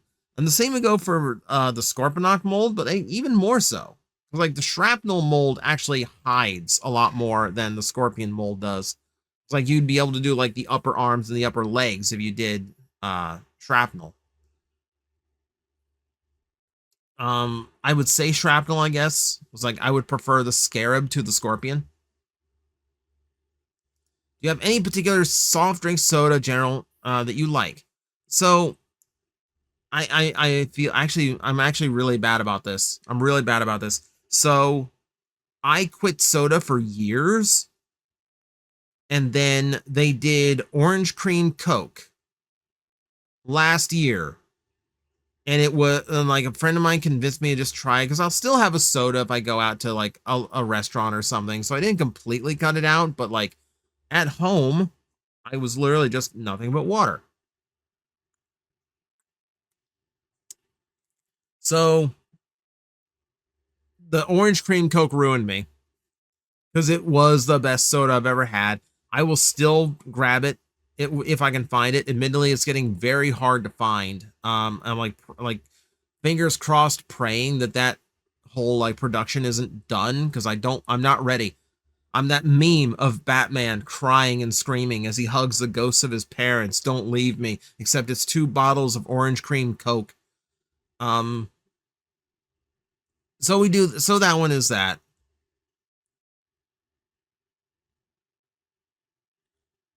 So there's that. So I would say the orange cream Coke. Admittedly, I want a little bit of soda in my life, but I'm still trying to cut it down. Right now, I have bottles of Pepsi Zero, so at least I'm sugar free, and I think that's the one where I can taste the aspartame the least. But also on your comment of like issue with Legos that all builds are fun, but in the end, you're left with a pretty, albeit overpriced, paperweight. Not true. A lot of Lego features are, a lot of Lego builds are play sets. A lot of them are toy cars. A lot of them are, a lot of them do have action features. I'm getting ready to build, I'm getting ready to build, I got the Deku tree for Christmas. So I'm getting ready to build that. And that has a bunch of action features to it and a bunch of hidden details. And that's, a little bit more fun as a toy. But really, like, I view Lego like I view Lego the same way I view a lot of model kits, where like I know model kits aren't designed to function for as securely as like action figures. So I'll find poses for it every now and then, but I won't like role play out battles or anything. I'll be a little more gentle with it. I get my enjoyment out of the building process, and that you really do have to account. You can't just see like point at that at the desk and go, wow, that's like, you can see it right now. See, I have that Himeji castle over there. That's a gorgeous piece. Now, if I stare at that and think about the price that I paid for it, I go, well, wow, I paid a lot for something that's only that big. But it's beautiful decoration. I think it's a really, really pretty model. But also, I remember that was like 2 or 3 hours a night for almost a week to build that. And it was calming, relaxing, fun, and that carries value to it. And you have to account for that. It's unfair if you don't. Because that's the whole point. You know, if I just wanted a mini Himeji castle, yes, I could have gotten a much cheaper one. I could have 3D printed one. But I didn't want that. I wanted the building experience. And I enjoyed the building experience, and I have to account for that in the price. Otherwise, it's not fair to the set. You know? It's like judging a model kit just because of the Gundam that you get at the end of it. Like, what was the fun of building it not worth anything to you? Is there a point where stop collecting action figures, no matter if it's Transformers, Marvel, DC, Ninja Turtles? Starting this year, no longer buying too many action figure sales, save up for an apartment. And you just named it right there. When there is a higher priority in life, absolutely. So I'll tell you right now. I am trying to watch my spending a lot more than I used to. I just got a box out of HLJ, which is probably going to be my last import box for a long time, or at the very least until someone decides that the tariffs are really stupid and drops them completely. But otherwise, like, there were a lot of pre-orders I ended up canceling this year just because I wanted the money for more important things. Like, I just paid for 2 major repairs on my car. Now that's a lot of money, and that had to come from somewhere. So that gets canceled, that gets canceled, that gets canceled. And then I have things coming up that I want to be able to pay into and afford. So those are higher priorities. Toys are just toys. So that's always where it lies. It's like, are there things more important in your life than the joy these toys are bringing? Okay, then it's time for you to cut down. Is there a priority that requires the money? Then it's time to cut down. Simple as that. It's when life comes first. Have you seen Kamen Rider Black Sun? No, I have not. It's one of the dozen things that I have not gotten around to having the time to actually watch. And having time to watch something subtitled is even harder. It's why the Zets reviews kind of stopped. Aside from this, the fact that they got next to no views, I just really struggled to find the time sometimes to watch them. Even now, there's a new episode playing right now, and even as I talk to you here, I have no idea when I'm going to get the chance to actually watch it. Do you think a remake should keep a toy's flaws, like new Big Convoy having huge part forming cannon that he can't hold that well with the new peg? 86 Soundwave always having a volume button hidden insane alt mode, just like Netflix, or ER Century keeping all the flaws from Classic that Series 86 fixed. So Earthrise Seeker is a different story. It's not that it's keeping the flaws as much as it is just they really liked that transformation scheme and just wanted to do it again. So that's not quite the same. I don't think a remade toy should keep the flaws. I think it should be struggling to do something new. I think it should always try to improve. But some things you're talking about as flaws, like always having the volume button hidden in, for 86 Soundwave, always having the volume button. That doesn't bother me. Doesn't bother me in the least. Sometimes it just has to exist there. I don't want the toy to become more expensive because they did some weird extra step of engineering just to hide a volume button. Seems silly to me. Big Convoy actually has a ton of flaws from the original. He's loaded with kibble and all this. But that's because it's show accurate. He has to have those parts in those spots. But as far as barely being able to hold his cannon, I don't think that's a flaw that they kept from the original toy, because they wouldn't want a toy to do that. I think it's just an oversight of the engineering that just happened to be repeated from the old one. Oh, that's a lot of comment. Oh my god. Oh my god, that's a lot of comment. A lot of this I have to come back and read. I don't want you guys sitting there in silence while I take the 10 minutes it's going to take to go through all this. I don't want you to think I don't appreciate these really long statements, but it's something I have to go back to later. I know this question has already been asked a lot, but how exactly is Hasbro going to do a Victorion if they want to? Because, okay, you reuse Legacy Dead End as both Jumpstream and Dust Up as arms, and we know a Commander class hotspot is inevitable, but problem is that Age of the Prime's Vortex is designed to be an arm only. So you can't have Skyburst or Stormclash be her legs unless you have 2 helicopters as arms, and use the Legacy Wild Rider molds as legs. So you're overthinking this. If they really want to do it, they'll just either like they'll just make brand new ones to act as the legs, or they will do a crazy amount of retooling. Like that's the other possibility, is a crazy amount of retooling to make something work. Like Groove is going to have to be a leg because that's how he is in the traditional combiner. Like you could get to a crazy amount of retooling where like that would become a helicopter. Hasbro's done crazier retooling than that. I believe they could. So it's not impossible. You know, and if worse comes to worse, if they genuinely think there's money in doing a brand new Victorion, they just make brand new molds to fill out the legs. Simple as that. You know, and considering that they get to sell 2 of them at once, I'm sure that, you know, even that would justify it. That's basically how it goes. Keep in mind, we have no idea how Defensor is really going to work. So until we do, we can't really like foresay like, yeah, this could absolutely be Pyra Magna, or this could be like the torso of Victorion.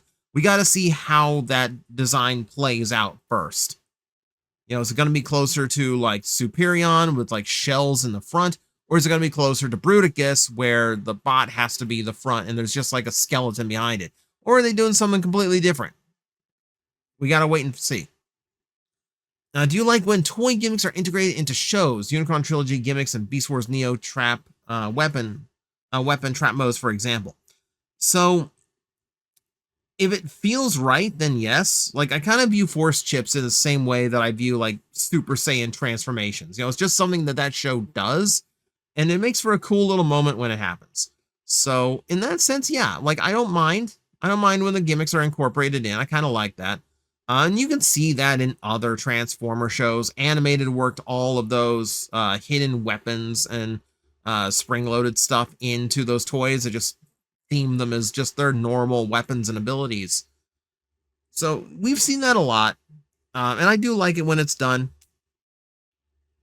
because I like the gimmickry of the toy to feel like it's part of the story and part of the character's like special powers. In your opinion, what was the worst case for a Transformers characterization being mangled? For me, IDW 1.0 Star Saber and Hot Take, Skybound Elita 1 are the worst cases for me. So, in defense of Skybound Elita 1, she has been through so much more and so much worse than any Elita 1 previously.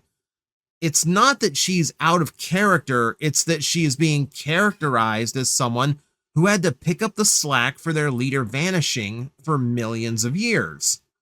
And in that, yeah, I can understand how she'd be just a little bit frazzled. I don't see that as characterization being mangled, especially because she still held out hope for Optimus Prime to return. But then he chose Earth instead of Cybertron. And that was the final straw that made Elita snap.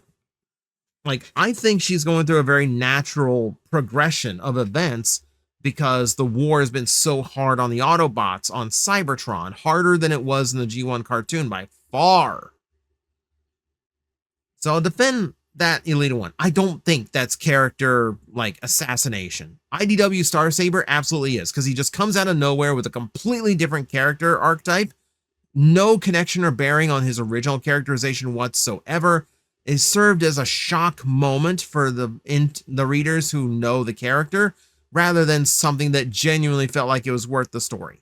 Because honestly, Star Saber and IDW 1.0 really didn't amount to anything. He really didn't do much in between just showing up and going, oh my god, Star Saber's a zealot now, to getting cut in half by Cyclonus. He didn't do anything. He really didn't do anything. It was a shock moment, and it was a waste.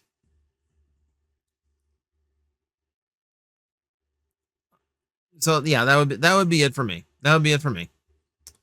What's the most obscure Transformers character they would like to see get a reimagined or otherwise given more attention? How would you want it done? Toys of the Raptoricons. Oh yeah, like they never got toys. There's this mad idea in my head that would love to see like the McDonald's like the McDonald's unique characters getting in as official toys. Not the transforming food misconception for the last, however many years those have been a thing now. Those were never Transformers. The new ones that are out right now are not Transformers. Don't get that one across.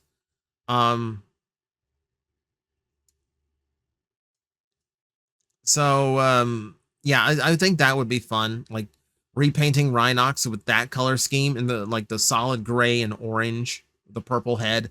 Repainting Scorponok oh no, we don't have a modern Beetle. We don't have a modern Beetle. Oh, that's gonna make things interesting. I guess to retool Tarantulas under that one. Huh, didn't think of that. Okay. But yeah, that would be fun for me. That I would get a kick out of. Why do you hate Armada Smokescreen? Note the vehicle exists. I see it every day in downtown Milwaukee. Good for you. It's still not a real crane truck, the one that's actually shown as the toy in the show. It does not have it's not big enough. It doesn't have a wide enough base to really work as a crane, especially not a crane that goes that long. The gimmick makes it incredibly unbalanced. It does not have nearly any good articulation. The colors are play school bright. The Minicon feels like a better toy than the large version. I don't know why you're asking this. Like, if you want to, if you genuinely curious, I don't like that toy. So I assume you've seen the Plastic Addict episode that fully details my grievances with it. So rather than repeat myself, I'm just going to say, go watch the video. And, if you do not like the fact that I don't like that toy, understand that that's my opinion. And you do not need to come here to confront me about it. You'd be living a much happier life just accepting someone else's opinion and moving on without making anything of it. So go watch the video. What non-Beast Wars Transformers could you see having a ferret as a beast mode? Oh my god! So I have to take a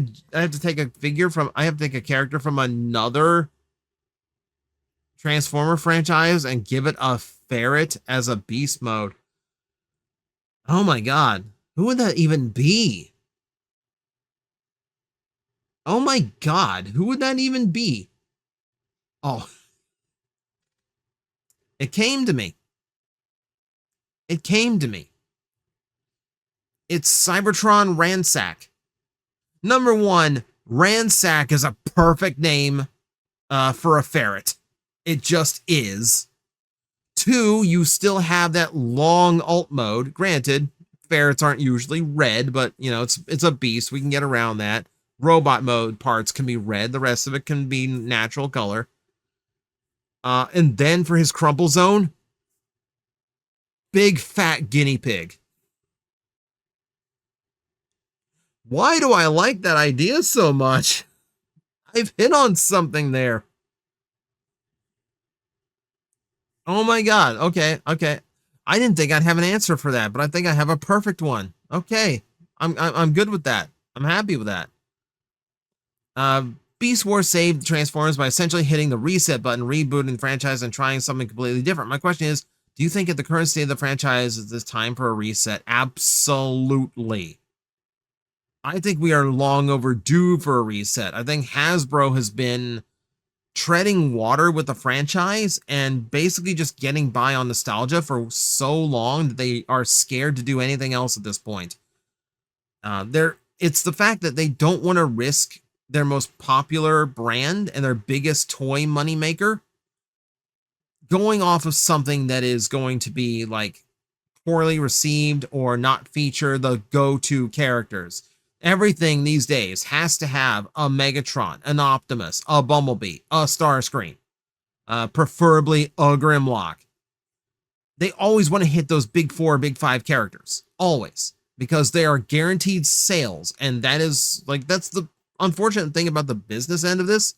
As long as it is still selling, they really don't have a reason to do that. We as fans are getting frustrated, but honestly, Cyberverse stuff, or Cyberworld rather, seems to sell at my stores. Like, I will go and I'll find just like 2 Megatrons or like 2 Elita 1s on the pegs. So someone's buying them. You know, the Grimlocks that I thought looked really bad and never bought myself sold out at my Target. So it's absolutely doable. It's absolutely doable. But that said, it really needs to be in like a bad financial state in order to get a reboot the way I think it needs. I just want fresh ideas and fresh characters. That's what I want. I want it to have a modern spin that appeals to kids today rather than going off of the same stuff they've been retreading since the 80s. You know, it's long overdue for it to go further. Is there any DC comic that is as bad or worse than Spider-Man One More Day? That is not for me to decide. I'm not a big DC comic guy, so I can't tell you that, unfortunately. Nothing I can think of offhand in my very limited knowledge of DC comic books. I'm even trying to think of like Linkara reviews of like, what was a really bad one he covered? And nothing's coming to mind right now. Probably because it's almost 3 in the morning. You will get unavailable for 1 week and you can't make your daily video. Who of your friends or a stranger? I don't think I would pick a stranger. Would you want to cover your channel for 1 day to save the daily streak? I probably wouldn't leave it to just one. I would probably go to some of my friends that I would trust to do something like that. If I went to like Vangelis and said like, hey, can you do something roughly 10 minutes, just super stupid? Like maybe you wouldn't even do it on your own channel. Just do some stupid Transformer thing just so I could have some video to do. I would ask my running buddy on stream nights, Mace. He knows Transformers. He could do something. I would probably ask Red Claw maybe, but Red Claw is super busy these days. I don't know if he'd do it. Like ideally,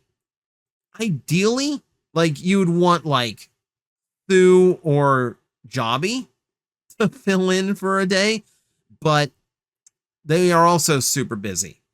And both of them are acquaintances at best. So that is not something I feel like I could ask of them. That'd be hard. That'd be a very hard trick to do. I don't know who would even be willing to do it for me. You know, considering like I'm basically asking them to do free work. I'd have to pay someone to do it. Also, Happy New Year. Happy New Year to Gary and Happy New Year to everyone out there. Would you ever do reviews for the 5-man and Jetman robots you got a couple of years ago? So the 5-man, probably not. I have a 5 robo technically, but it's in such bad shape. I don't even want to break out Star 5 in its current condition. My Star 5, the box is open, but the toy is completely unused. Like the sticker sheet has not even been used. I'm pretty sure it's never left the box. I'm pretty sure they just took it out, stared at, and put it back.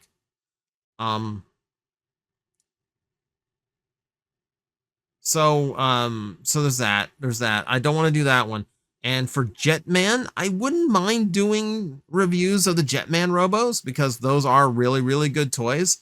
Admittedly, as I have my own projects going right now with like Astral Agent Magnetar, I look at him and I go, somehow I need to find the money for like a proper animated intro, for I want an animatic for his origins and to start off a storyline. That's a huge thing too. That's also very expensive to get done. The money's got to come from somewhere. So I'm kind of looking at things like Jet Garuda and Jet Icarus and going like, I still have your boxes. You're really valuable and you're kind of out of place in this collection. You could go to someone who would appreciate you more, maybe play with you more often than I do. I would absolutely, if I did like decide to like bite that bullet and sell those toys to fund the passion project that is Astral Agent Magnetar, that would probably be what I do. I would do a review when it's time to say goodbye to those toys. Ideally, who you like to see Star Saber appear in a new story? The thing is, I just really like Star Saber in his normal iteration. I like him being a father figure because amongst Transformers, that's technically impossible. I like him being a dad. I like him adopting a human kid and having this very different style of relationship. Because you don't normally see it in Transformers. So there's that. I just really, really like the normal Star Saber. And I think it'd be an interesting parallel to like what Optimus is and what Rodimus is. How do you feel about YouTubers vlogging in toy stores? I see lots of videos cataloging what's on shelves at Walmart, etc. But recently, I've seen more smaller toy stores getting through secondhand collections. What do you think the etiquette should be for that? E.g., should they always purchase something?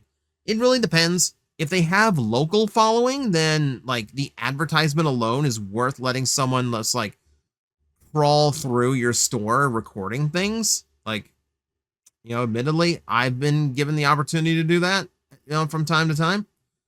I don't necessarily think like it should be like a require that they should always purchase something. I do think it is a good thing to support a local store, if they give you such an opportunity. If you're going to use them for content, it is just fair that you make a purchase as well. Just generally like support small businesses, especially your local collector shops, because they struggle against eBay and Amazon. So, and I always say, like, if you can buy your collectibles in person, buy them in person. Make sure you can see and feel what you're getting before you spend that much money. Very, very important. So there's that. Yeah, personally, yeah, like, I think it's fair to purchase something, but maybe not like etiquette required. Now that we got our first look at Space Sheriff, Super Space Sheriff Gavon Infinity, do you think it's trying to be like a 3-man team Sentai or its own thing? So it's definitely trying to be its own thing because the 3 Gavons do not share a universe. It's a multiverse series, which is the one way where I think it's trying to be different from Super Sentai. Otherwise, it really just looks like it's trying to be Super Sentai again. Especially because, just like the previous, just like the current Sentai, Gojuger, you're using the weapon as the mecha at the same time. Like it's the Henshin device, it's his main weapon, and it's his mecha at the same time. I hate when they do that because it's like that. It's the keep it simple, stupid thing. Where like now it's doing too much. I know you want to have a feature-rich toy, but now it's doing so much that I feel like it's losing identity. But everything beyond that, like we know there's going to be giant battles. We know there's going to be like gimmick collectibles and these like weird battery-looking things that Gavon's got. We know there's weapon toys that look ridiculous. The gold Gavon, whose name escapes me right now. The weapon looks really stupid. Really stupid. Don't like that one at all. And yeah, like you have auxiliary spaceships that combine into weapons for the main mecha spaceship. It's really just doing Super Sentai stuff.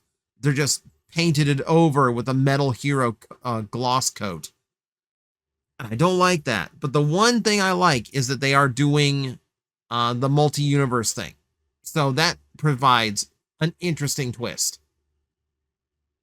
But again, it feels like something they thought of for a Super Sentai and just never got around to before it got canned. We just concluded Toy-Sember. What was your favorite present you got for Christmas as a child? There's so much that I just got that was just stuff, Like, I could point to the N64 because I love that console, and there's a lot of things that a lot of my favorite games came from that console. I could say like my Game Boy came from Christmas. I'm trying to think of things like besides consoles, like proper like toys or something. Like, I'll tell you, like, the strangest thing I got for Christmas was actually from my uncle. And it was a Polaroid camera back when Polaroid was an actual thing. And it's like, what do you mean I can take photos and just have the photo right there without having to take it down for development or anything? And I loved that thing. I loved getting to mess with that. I would just play with it like a toy. So like maybe that's where my interest in the camera came from. Maybe that's what started like this whole I want to be a video entertainer thing came from. Just like this love of cameras in general. You know, it's not like it ever became a hobby. It's not like I want to like, oh, I'm in an antique shop. Here's some old cameras. Let's just get some decorations for that. Nothing like that. But like maybe that's what kicked all this off. Maybe there's like some subconscious thing in my brain that made me more comfortable with a camera than a lot of people would be. Never know. Never know. Have you seen the Toku show Guyford? No, I have not. So unfortunately, I cannot say on that one.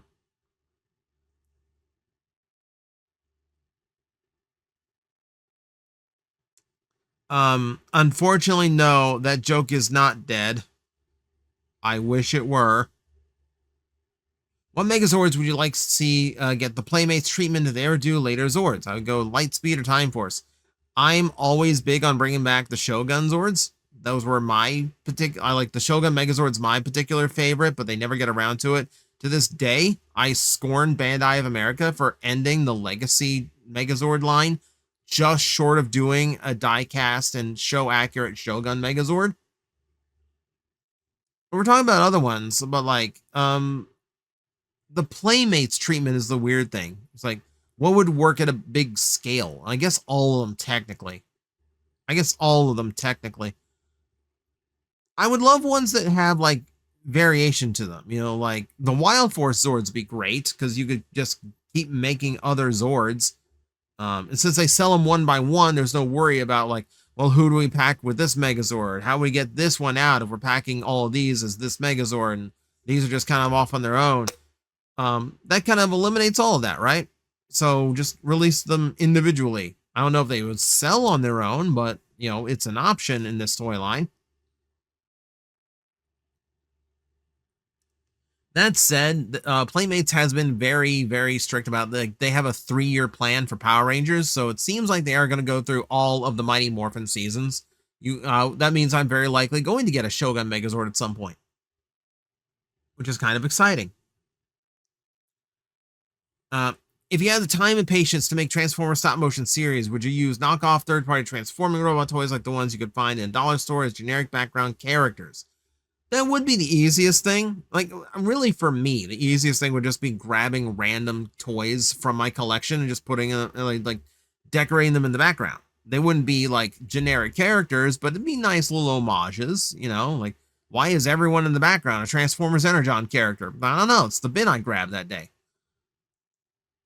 But yeah, like for start, like I don't have the time or patience or the skill or the equipment or anything really to do stop motion. But yeah, like generic, like knockoff stuff, generic figures, like, yeah, like you wander into like a Five Below. Five Below's always got some kind of knockoff shape changing robot for you to buy. That's perfect right there. Do you think Hasbro would do vehicles from the other TMNT series in the collaborative line? I don't think they would do anything from other TMNT series. I think they would stick to the vintage stuff that was like from the late 80s, not only because it's the most recognizable, but because it's in the collaborative wheelhouse a lot more. I would see a mutant module as Shredder absolutely being done at some point. Party Wallop seemed to do well. Like Party Wallop was not one that I really found on clearance all that often. So I want to say that one did pretty good, and they're continuing their partnership with Playmates. So if they have one in the pipe, they could absolutely get one more out before Playmates loses the license. So there is that. I think any of the flying cars, the Neutrino or the Shredder one, I think that would be really good. That'd be a great Transformer piece. I know how you do the turtle blimp. That's like the next vehicle in the list, but like, how would you do it? Is there one of the 13 primes that you would replace with a different one or a completely new one to represent a group of Transformers that aren't already represented? I honestly think they've done a pretty good, like, keep in mind, the 13 primes were pretty well thought out as far as like what types of Transformers they would all kind of relate to. The only thing that we are kind of missing as far as representation amongst the 13 primes is someone to be like the masters, like the Headmasters, the Targetmasters, Powermasters, Brainmasters, Breastmasters, Godmasters. We had a lot of masters in G1. So something that had some of that semblance to them would be appreciated in the 13. But that said, like if I'm looking at my 13 right now, like I'm looking at like what does Amalgamous represent as far as like well, not Amalgamous, Alchemist. Like what is like design wise, character wise, what does Alchemist represent across multiverses of Transformers? You know, obviously we have one that represents mini cons. We have one that represents female Transformers. You know, the Quintesson descended. We have Beast Formers. We have all that. You know, there's some primes that don't really seem to have like any like particular descendants. So it's not so much I want to create a brand new prime for like all like the Headmasters, Targetmasters, etc. But like I could see an Alchemist prime who had like that kind of functionality to him. That would make sense to me. Will we get a new uploaded video showcasing your Transformers, other figures in a collection tour? So honestly, like the reason I have not done a collection tour in a long time is because my rooms have been in a constant state of shambles in one way or another. I don't think it's presentable for a collection tour. I want to do one at some point, but that might still be a ways off as we speak right now. Both rooms are like in the process of having some things redone. My second room in particular, like this, like I have this little studio room now where like the bulk of my bin collection is, where my sealed Beast Wars are, and where my review stage is kept. So it's my studio room, and that room is getting a lot of reworking in order to look better and function better. So maybe once that's done, but right now I don't have it in the cards to actually do like a collection tour at the moment. Like I don't have the like 5-6 bookcases wrapped around the room anymore that look super impressive. I don't have that anymore. So it really is not as interesting of a tour. Since you do a modded Minecraft for Magnetar, would that mean it would be Digimobs, a Digimon fan mob, with the Digimon being more lively than simple wolf AI systems, or would you do something different? I don't know many Minecraft mods like that, so I can't really say for sure exactly what I would do with those. I don't know which mod I would pick, and I definitely would not do something. I definitely wouldn't do anything on my own. I have no idea how to do it. I'd have to do some research to figure out what the right one to do would be. I know I wouldn't do Common Writer Craft, much as we streamed it before. I think it runs its course pretty quickly. I think it's actually kind of thin. Like the Minecraft mods I prefer, I think I mentioned this before, are things like Skyblock, where like you're just starting off with one block and one tree, and you're building the rest of Minecraft, you know, floating in space. Those are more interesting challenge ones to me. So like I wouldn't do anything like Pokemon, Digimon, Common Writer, or nothing based on like a property. I'd do it based on what sounds like a fun way of working Minecraft. That said, I might do Cobblemon. Maybe that one. A while ago, you mentioned that you want any director other than Bay to make a Transformers movie. So would you watch a Transformers movie directed by M. Night Shyamalan? And the monkey's paw curls? Not him. Never him. And before anyone goes on and starts naming other awful directors, not Uwe Boll either. Let's cut that one out. Not Tommy Wiseau either. I more or less said I want anyone except Michael Bay because I'm so sick of Michael Bay's Transformers style in the movies. And that's a big reason why the movies have such a bad reputation to them now. He needs to go, and it needs a complete reflush. The reason why Rise of the Beasts failed is because they tried to go big budget Michael Bay again, but without Michael Bay. And there's a logic to that, but also you're presenting the same thing that failed the last few times you tried it. So let's not do that. Yeah. Similar to like the question before of like, hey, do we need a full reboot? Like, no, the movies need a full reboot. The movies need a full reboot, a complete refresh, and we need to be told that Michael Bay has nothing to do with this. But no, I would not watch a Transformers movie by M. Night Shyamalan, and I don't think it would be well received because he's like so wrong for the franchise. Do you think Botshots can make a comeback, but it's more like Bakugan and everyone gets a unique mold and transformation? I mean, they already tried to make it like Bakugan. That was the idea. You have to keep in mind, these things are really complicated to come up with. It's easier when it's Bakugan and they could turn into just like whatever animal shape that they want, you know? But when you're a Transformer and you're just basically this rolling block that has to have, you know, maybe you don't have to have the motorized part of it. Like, well, Botshots didn't. They had launchers. Point being,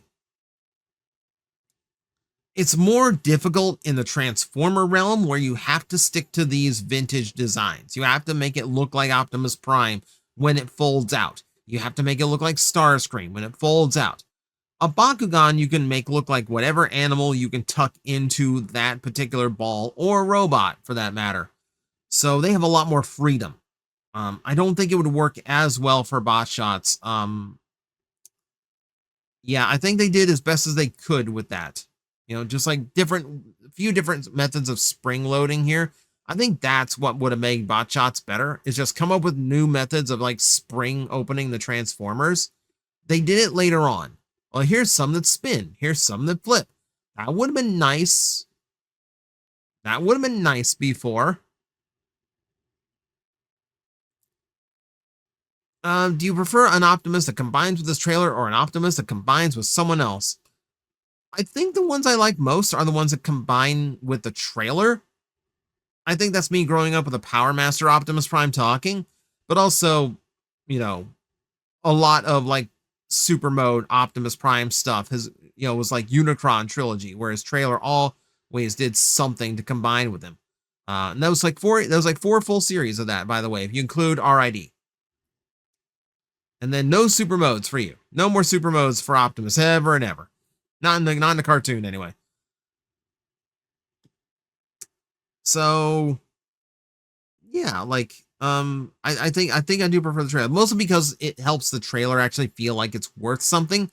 I have a hard time seeing a hollow plastic box with a little repair drone in it and go, that's worth doubling the price of this toy. It's usually not.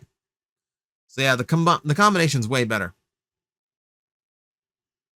What do you think of the Autobots versus Predacons concept of Transformers car robots? I mean, really, it was just because they had leftover molds that never got released in Japan. You know, that was because Car Robots was a kind of a cheap farewell series for Transformers. At least Takara intended it for it to be, which is why they went back to vehicles for a little bit. You know, it's supposed to be like a one last hurrah type thing before they moved on to Web Diver or whatever the next big transforming robot thing was going to be.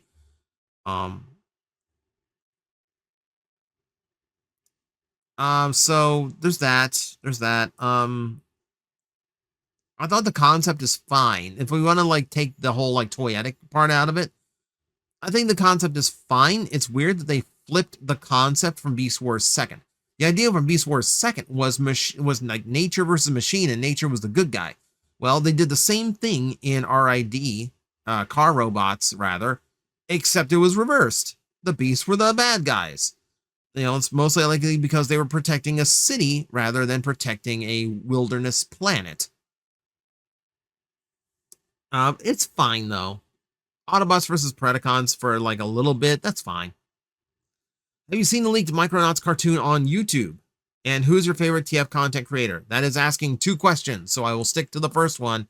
No, I've seen like little bits of the rescued Micronauts cartoon. I'm thrilled that it escaped quarantine.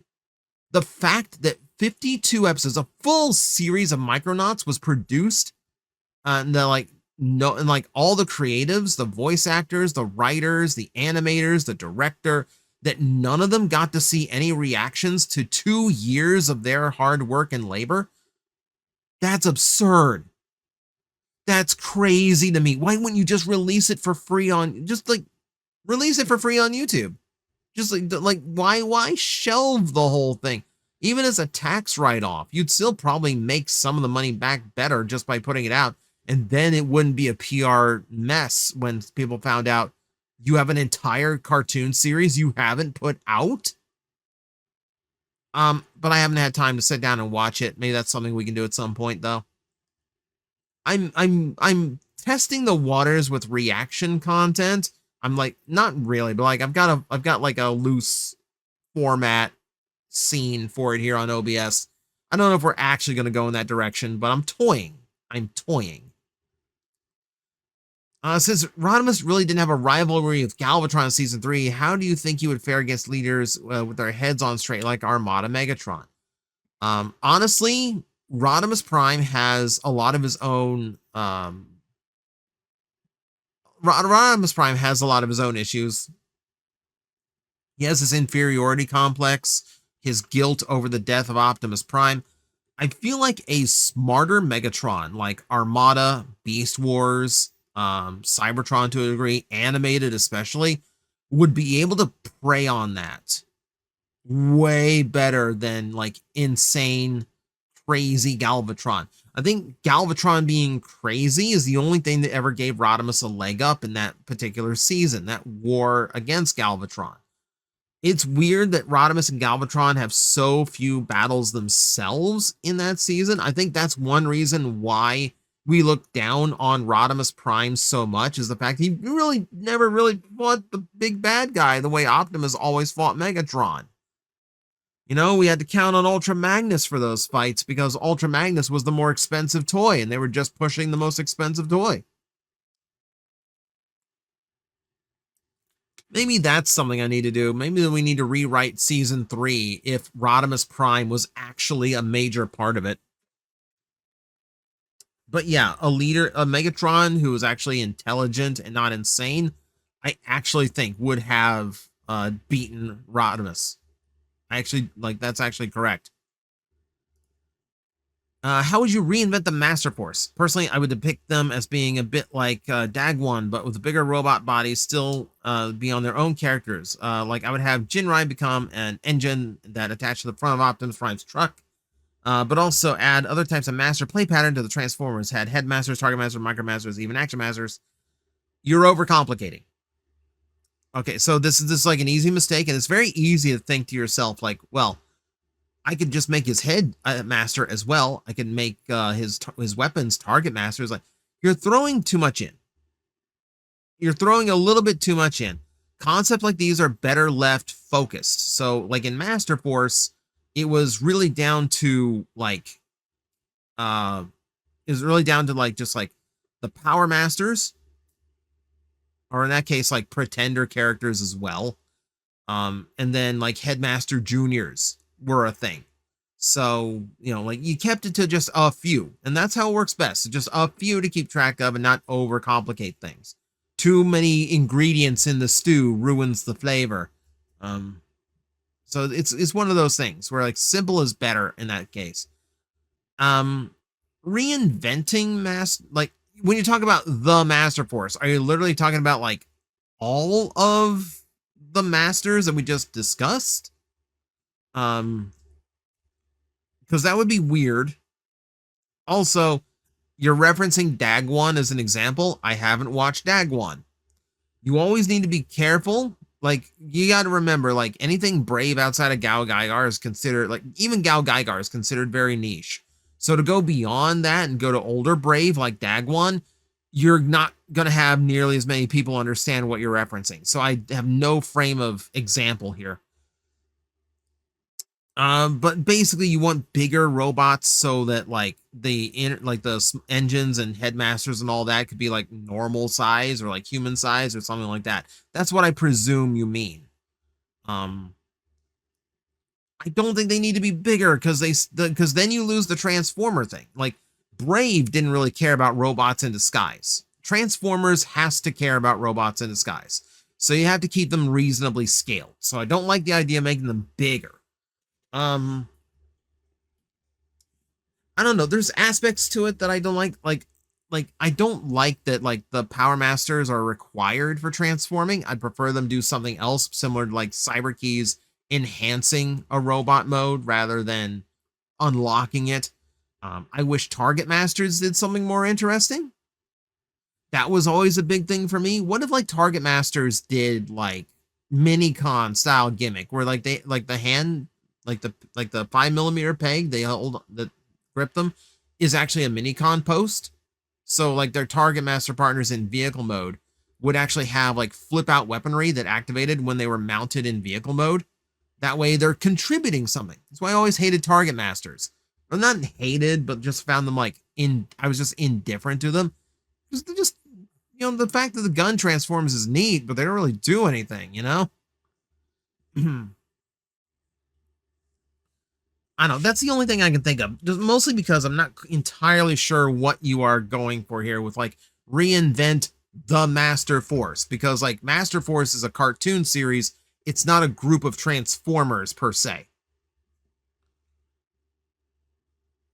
Since we have been getting reissues and new molds for Beast Wars, do you think we'll get a twin pack of Optimus Prime, Megatron, and their Bat and Gator toys? I think that would have been done a long time ago if they were actually going to go that route. I'm worried if they went that way now, it would just be a retool of like Skull Cruncher from Titan's Return and Mind Wipe. Now, granted, they did do Optimus Bat in Japan from the Mind Wipe mold. I wish I hadn't sold mine because that's a really cool nod. It's a really cool thing for them to do. I'm not sure we'd ever see a repaint. I'm not sure if we'd actually see like those two molds come back again. So the thing to remember is like we got Iguanus as a reissue. Iguanus is a retool of that Megatron. So I don't even know if the original Megatron mold still exists. They might have altered it to make Iguanus. And then the Bat Primal we've seen nothing of. I have no idea where that ended up. To our knowledge, the reason we got the Beast Wars reissues that we did is because those were the molds that they could find and had lying around, which is why weird things like Retrax got reissued when there was no one asking for a brand new Retrax toy. And then like so many show characters left on the cutting room floor. You know, we didn't get like Tarantulas and Black Arachnia reissued. We didn't get Dinobot reissued because they used that mold a million times and it's probably dust right now. Didn't get Rat Trap. No, we got Rat Trap. Never mind. We did get Rat Trap. I was thinking Air Razor. We didn't get Air Razor. Yeah, I feel like if they had an Optimus and Megatron to use, they would have used it. So it would have to be brand new molds. And in that case, I'd rather them just be Kingdom style molds where they're both deluxes and like completely fresh toys. Who is the most obscure Transformer character / toy you know of? Mine's probably Safety Prime. That is obscure. So for me, like character-wise, obscurity gets into the realm of like Scrounge is extremely obscure, but like every now and then he does come up, especially because he got a toy with the Technobots and Combiner Wars. That is kind of a deep one. There's the Decepticons that were in like the Coronation Hall with Starscream. You don't look up their names though, because they're actually really horrible. And I mean like in an offensive way. I don't mean in like a silly Prowl 2 way. I mean like this is not what you name a character in a kid's cartoon. No. No. They're really obscure, but there's also barely anything about them. Which I guess is why they're obscure. I'm trying to think. Like offhand what is most obscure. Because I've read something of this, uh, like the Raptors that we mentioned earlier. They were just like in like a one weird prose story. So that's really deep. Paddles is a really deep pull because they barely appear in anything. I'm trying to think like what is like the deepest I could go. Deepest I go is like there are Shattered Glass characters of like Transformers you never even considered would be Shattered Glass. Offhand, it's hard to think of them. They exist though. I need to do a whole video just on like the weird Shattered Glass characters that exist that no one ever talks about. Yeah, it could go a long way. Yeah, but talking about Safety Prime, another super deep one is like the primes that they assign to all these different towns in Japan. Like that, like those primes, those are like, if you want to talk like super obscure, that's super obscure. There's actually a couple that do have toys too. Thoughts on the Masters of the Universe movie coming out? We already discussed that trailer, so we can skip through that one. Have you ever had any Furbies brought into the toy store? Thank God, no. I actually did have someone ask if we would buy Furbies. And the answer was a very hard no. So I understand there's a nostalgia market for them. They also have a very creepy reputation. And ultimately, I do not think it would be a good fit for the shop. Which of the updated G1 toy products, G1 Universe Optimus Prime or Takara's Missing Link, do you like the best? I actually like what Hasbro did with G1 Universe Optimus Prime more. Now, oh, so you mean like the toy-based Legacy United Optimus Prime? Okay, that threw me off for a bit.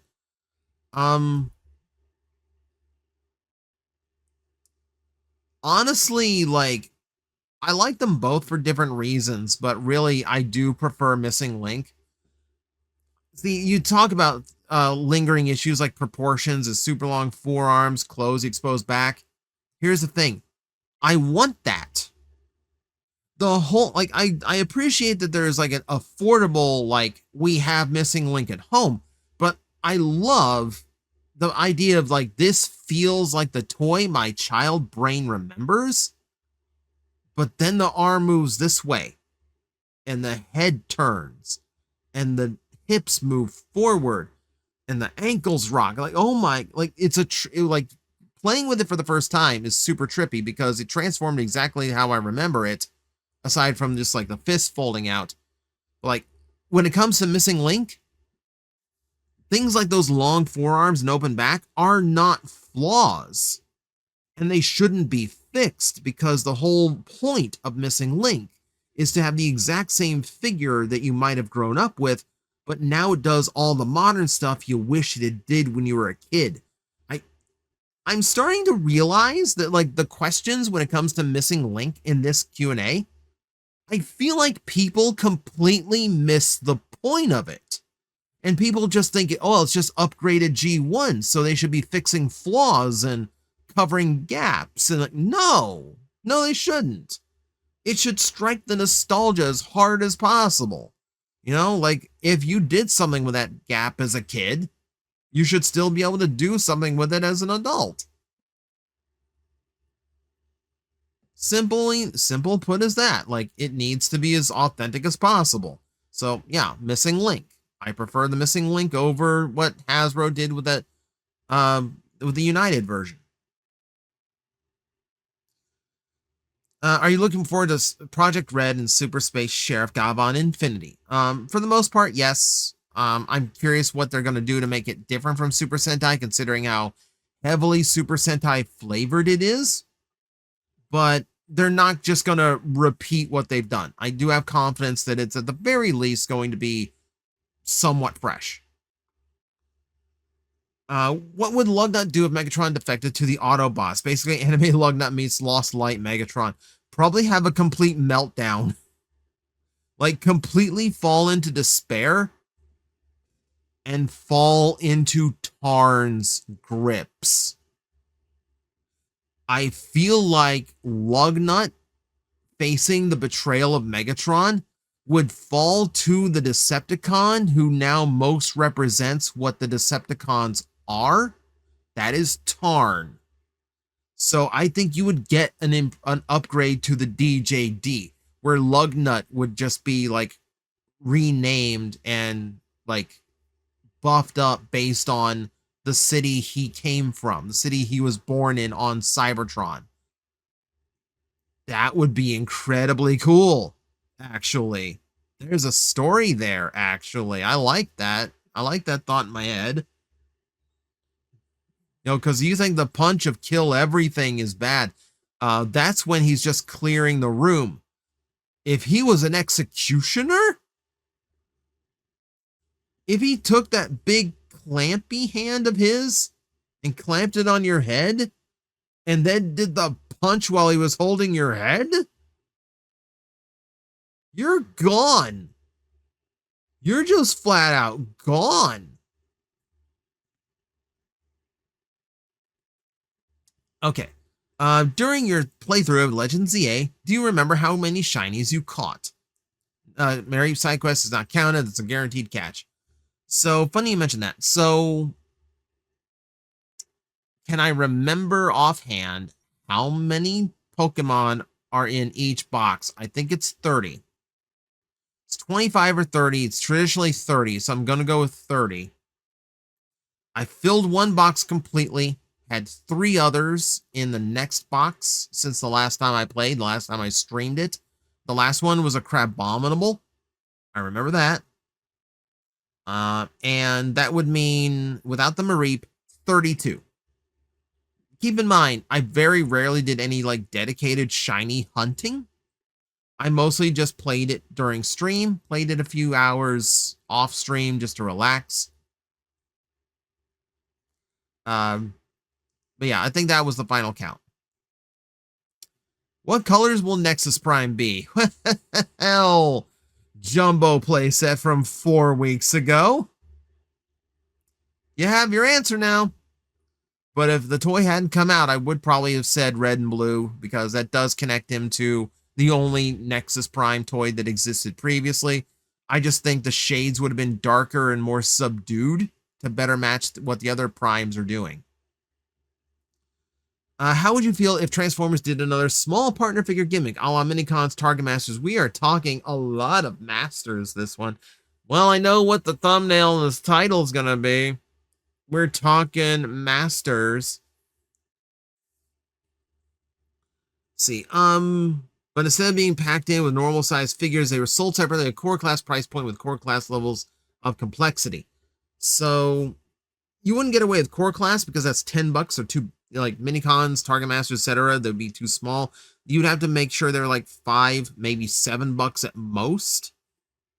And you wouldn't want core class complexities because then like they might lose what their functionality is.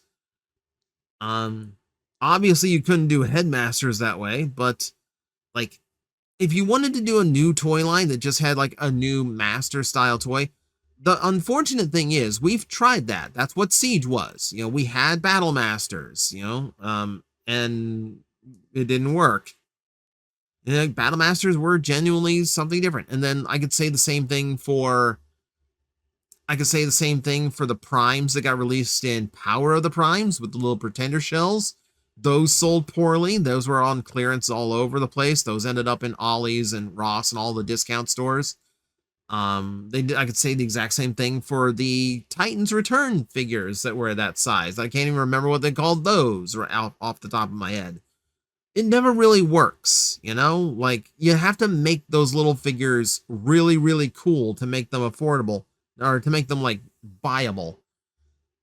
I don't know. Like, I feel like selling them individually is just a mistake.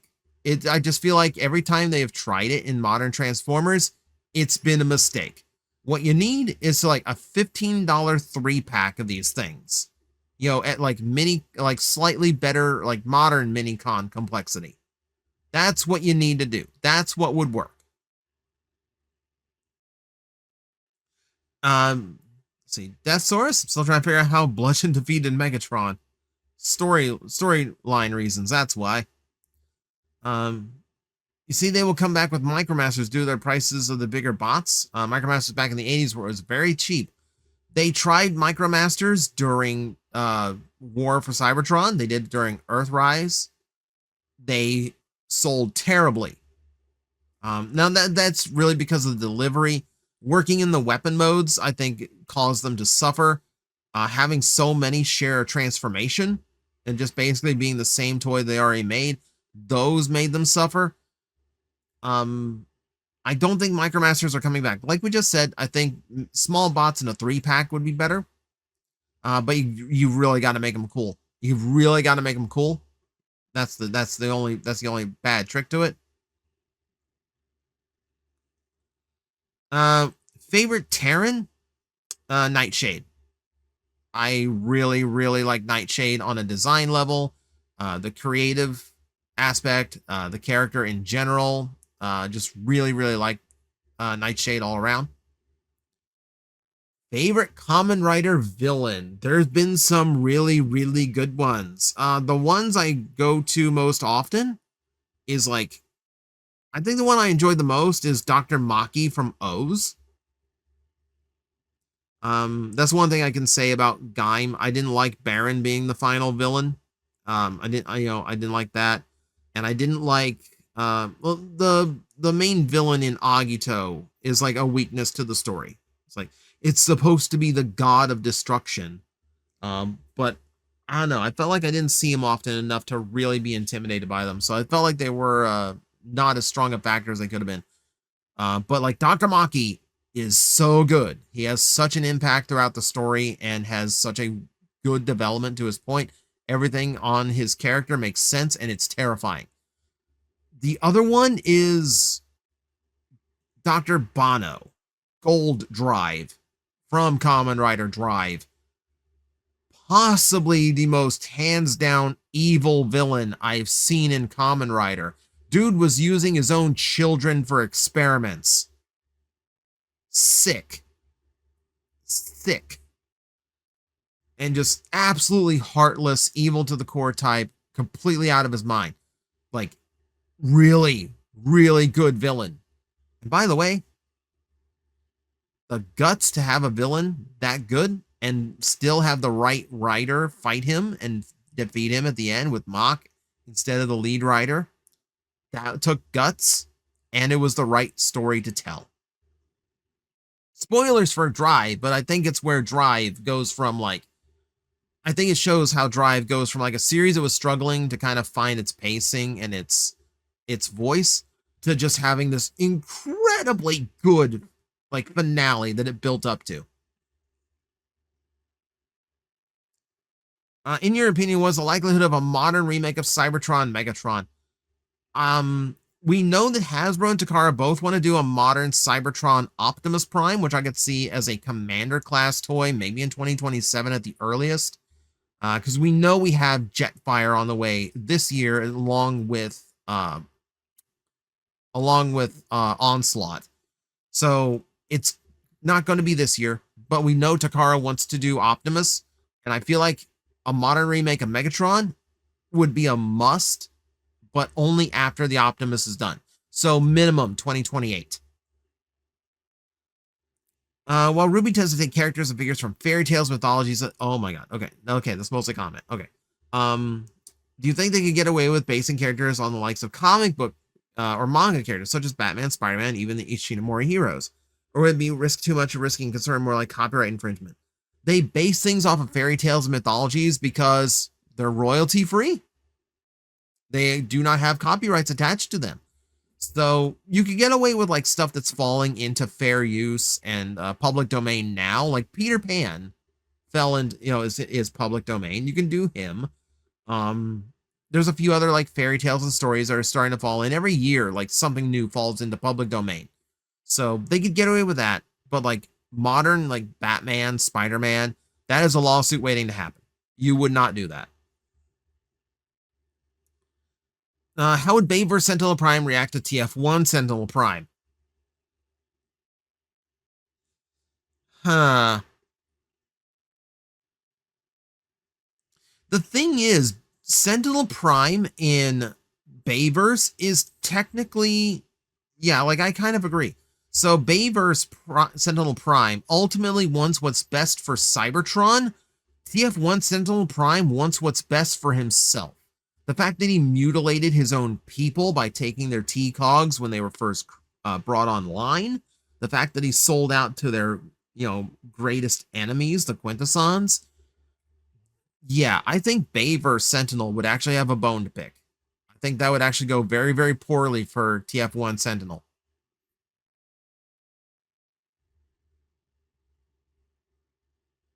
God. These are so awful. Does anyone else feel like Liege Maximo shouldn't be included? Doesn't really fit or make sense as a member of the 13 Primes? No, not really. So, like, you don't have to just be like a traditional Transformer to be one of the 13 Primes, Liege Maximo is in there because in past Transformer fiction, he represents an ancient and very powerful figure that can really only be fictionally explained as he's one of the primes. I mean, I think you need it for variety's sake. One of the biggest grievances I have with the Transformers 1-13 is that they're basically just kind of all generic robots. Like, even Megatronus is just like a kind of generic robot with what will eventually become the Decepticon symbol for a face. And that's basically it. Like, in that universe, he's not even a traitor. In that universe, he doesn't even fall. Granted, he didn't get the chance to. But I think you need that variety. I think you need the characters to be different. So, yeah. I like Liege Maximo in there. I like, for the same reason I like Quintus in there, for the same reason I like Onyx in there. They're different, and they should be. They should be alien. They should be, like, not what we expect from a typical Transformer. What are your thoughts on Sega censoring Rouge the Bat? So, I get it. They went a little too far with her when they first designed her. They tone her back. I think constantly changing her outfits to be, like, less revealing is not really, like, the solution here. Keeping, like, just modifying her normal outfit and appearance to be, like, a little less pushing the envelope when it came to a kids franchise, I think that's fine. And that's like I don't mind that direction. I don't mind that direction. It's when they do like full reskins of like, oh well, we cannot have her looking like her original form at all. Obviously Sonic Heroes did that. Didn't like her design there. Am I remembering right that Sonic Prime did that too? There was another one where they redesigned her. I guess Sonic Prime redesigned everybody 4 times over. But I feel like I feel like her default was redesigned too. I don't know. Like, I haven't seen the show since last year. It's escaping me at the moment. But I tend to not like it when they like redesign her outfit. I don't mind redesigning her to tone it back. I do mind switching up her like overall look, because then it's hard to like have like an identity, like a visual identity goes away when you constantly change it. Same reason I keep the hair.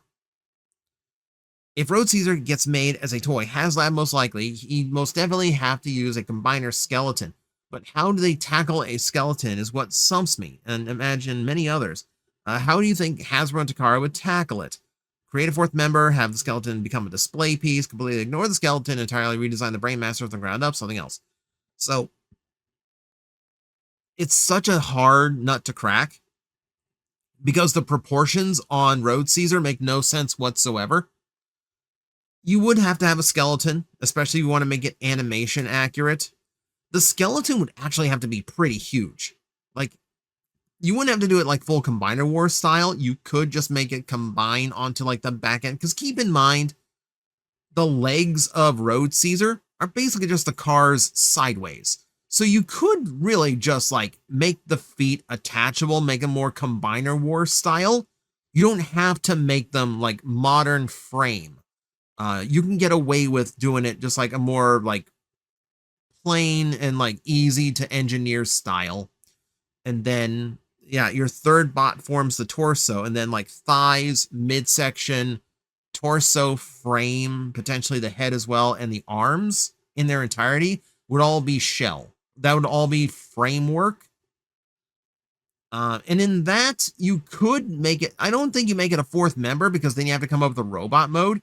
You could make it a drone vehicle, so like a fourth car for them. You could make it some kind of like, you can make it some kind of emplacement, like a fueling station or a battle station, you know, like a gun emplacement type thing. If you get really creative, you could like split it into three and just have it be like souped up, like supercharged parts for the individual three members for vehicle mode.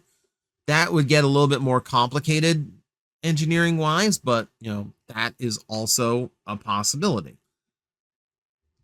But yeah, like it would definitely be like a skeleton that has to do something else. How are blockies profitable?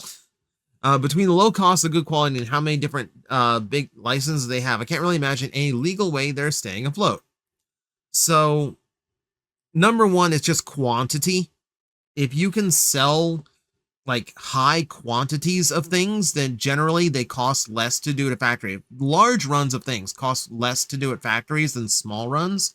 So if you're literally doing blockies by the hundreds of thousands, you're going to be saving a lot of money just on factory dues.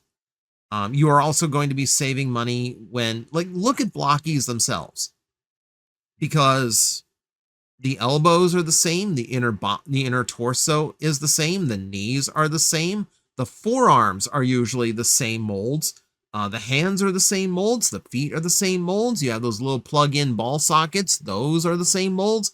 You're getting a ton of mileage out of the same molding, and there's actually not a whole lot of like fresh parts in there. Like half of the pieces of a typical blocky are brand new for that character. And then you're not even accounting for all the repaints you can do. Look how many, like every wave had an Optimus Prime for how long? And it was the same mold over and over again. So yeah, like things like that, they're cheaper to produce than you think. And they do a lot of tricks to make them cheap to produce. Now, like when you talk about like the model kits that they're doing, those are actually more like a normal scale. You know, I got the Blocky Soundwave for Christmas. That's a really good Soundwave figure, by the way. But the price for it, it still makes sense, but you know, it's, I would say, comparable to a Gundam of the same size. I would call that more dense than the Gundam, and obviously there's a sound block, so again, there is some like magic going on to make them more affordable. But for the most part, yeah, like it seems more reasonably priced than say like, you know, like the standard size blocky. Because like this guy, yeah, $10 for the blind box, and like for $10, I think that's a really nice little figure. And yeah, if you go somewhere that's actually being more normal about the price, then yeah, you can get them for like $8. Or like Walmart selling them for like $5, which is absurd. But yeah, but it's quantity. That's the easiest answer to it. It's quantity. And immediately someone hating on blockies. So this is what we mean by don't yuck somebody's yums. Don't come in the comment section just to whine about something. Okay, fine, you don't like them. That's your prerogative. You don't need to take the stage and announce that. Good for you. Don't waste our time. I've noticed modern day Transformers toys no longer have spring-loaded or projectiles or other gimmicks like electronic light, sound, water spraying, Beast Wars, Megatron, and Beast. Nowadays, most Transformer guns are just big hunk of plastic that doesn't do anything. Well, you have to remember the act of transforming itself is the gimmick, and it makes them way more complicated and way more unique than a standard action figure. So I feel like that is a very unfair statement. The easiest answer is it's too expensive. Like, if to include launching missiles in Transformers today would require a lot of extra different materials and a lot of different extra parts. You don't see spring-loaded projectiles or things anymore because that's metal. You have to deal with a completely different side of the factory or a different factory altogether just to get enough springs to do your launching missiles, your flip-out weapons, etc. So that adds to the cost. And anything that, and like same with lights, sounds, the plastic for the water spraying, it has to be a very particular plastic that can not only bend and squeeze without breaking or cracking, but also something that can handle the moisture of the water for a long time. So your answer really is just, it's way more expensive to produce Transformers these days. We've seen that with the hollowed out parts and the more simplified paint jobs. It's how they budget them to still make a profit and still release the toys. You have to remember, Transformers are all unique. They don't have a unique single buck that they base all their toys off of like Marvel Legends do. So everyone is a completely new development cycle, which is more expensive. All of them have a vastly different part count and different assembly method, unlike Marvel Legends, DC Multiverse, or any other action figure line, where everything just kind of goes together the same way. Makes it more expensive. Transformers are kind of a premium product because of the gimmick that they do. So in order to keep producing them at the level that they do, to keep the size there and keep them doing everything we want them to do, cuts have to be made. And those gimmicks that require extra parts, extra engineering, extra factories to be involved, all that goes away. They were not going, they're like in standard retail product, they're never bringing back those gimmicks because those gimmicks only get more expensive as time goes on. In special occasions, yes. In special products, like we talk about the Block U Soundwave over there, that one has a sound box built in. So in that sense, like sometimes the gimmicks still exist.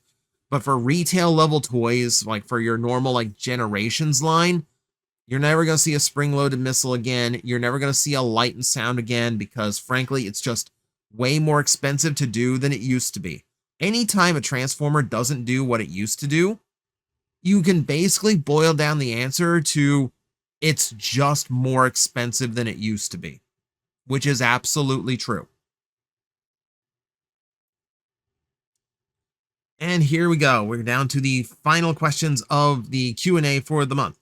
Would you like a new Volcanicus that uses the same frame system where Scar is the torso and is big enough to scale with the SUV Series 86 Dinobots? I would like a new Scar, period. I would love to have a leader scale Scar because I want my Ankylosaurus Dinobot. But I've said this in the past. I've done whole videos dedicated to this. I don't like the Volcanicus concept to begin with. I think the Dinobots are cool because they're powerful enough to not need to combine just to win a fight. I think it's cool that they're powerful enough to go up against, Devastator without having to combine. And they are still an even match because they're just that strong. That's what makes Dinobots cool to me. The only time I've ever really liked Volcanicus was when they did the core class ones, when Scar was part of it. But even then, it's not my preference. I would just much rather have a nice set of Dinobots that is unimpeded by combining gimmicks and just does what they're supposed to do really, really well. I got that out of the 86 Dinobots. I would be thrilled to get that out of a Scar as well, but that's probably never happening. So I will be content with what we got. And yeah, that's my answer. I'm still not really big on Volcanicus. Do you think it's surprising that we didn't get Reboost from the Legacy Skids mold? Not really. The demand for Diaclone stuff is already extraordinarily limited, and they went with the repaint that worked best for what they were producing at the time. So we got Diaclone Burnout during the Velocitron line, but that was a line that already included red vehicle characters, so doing a reboost out of that, not a likely thing. Reboost really only has a foothold in the Masterpiece category, and it's a great affordable Masterpiece toy to recommend someone who wants to experience what a Masterpiece toy is like. I happen to really enjoy that toy. But that said, no, I don't think it's surprising that we didn't get a reboost, just because there's really not a lot of opportunity to do it. And with that, we are through yet another Q&A here on the channel. It's been almost 3 hours. I do appreciate everyone who sits through this, even if this is just used as a podcast, just while you're doing other things in the background. However you enjoy it and take it in, I appreciate it. And thank you to everyone who left a question for me. And again, as you get by now, if you want to be included in next month's Q&A, please leave a question in the comment section below. Follow the rules. I usually remember to pin them to the top. So just go check and confirm there. And thank you everyone for watching or listening. I will see you next time. Hello everyone, I am Astral Agent Magnetar, a Tokusatsu VTuber, and I am streaming 4 times a week over on Twitch, Monday, Tuesday, and Wednesday afternoons, and a special late night one on late Friday/early Saturday. So come watch, come hang out, and let's make an impact together.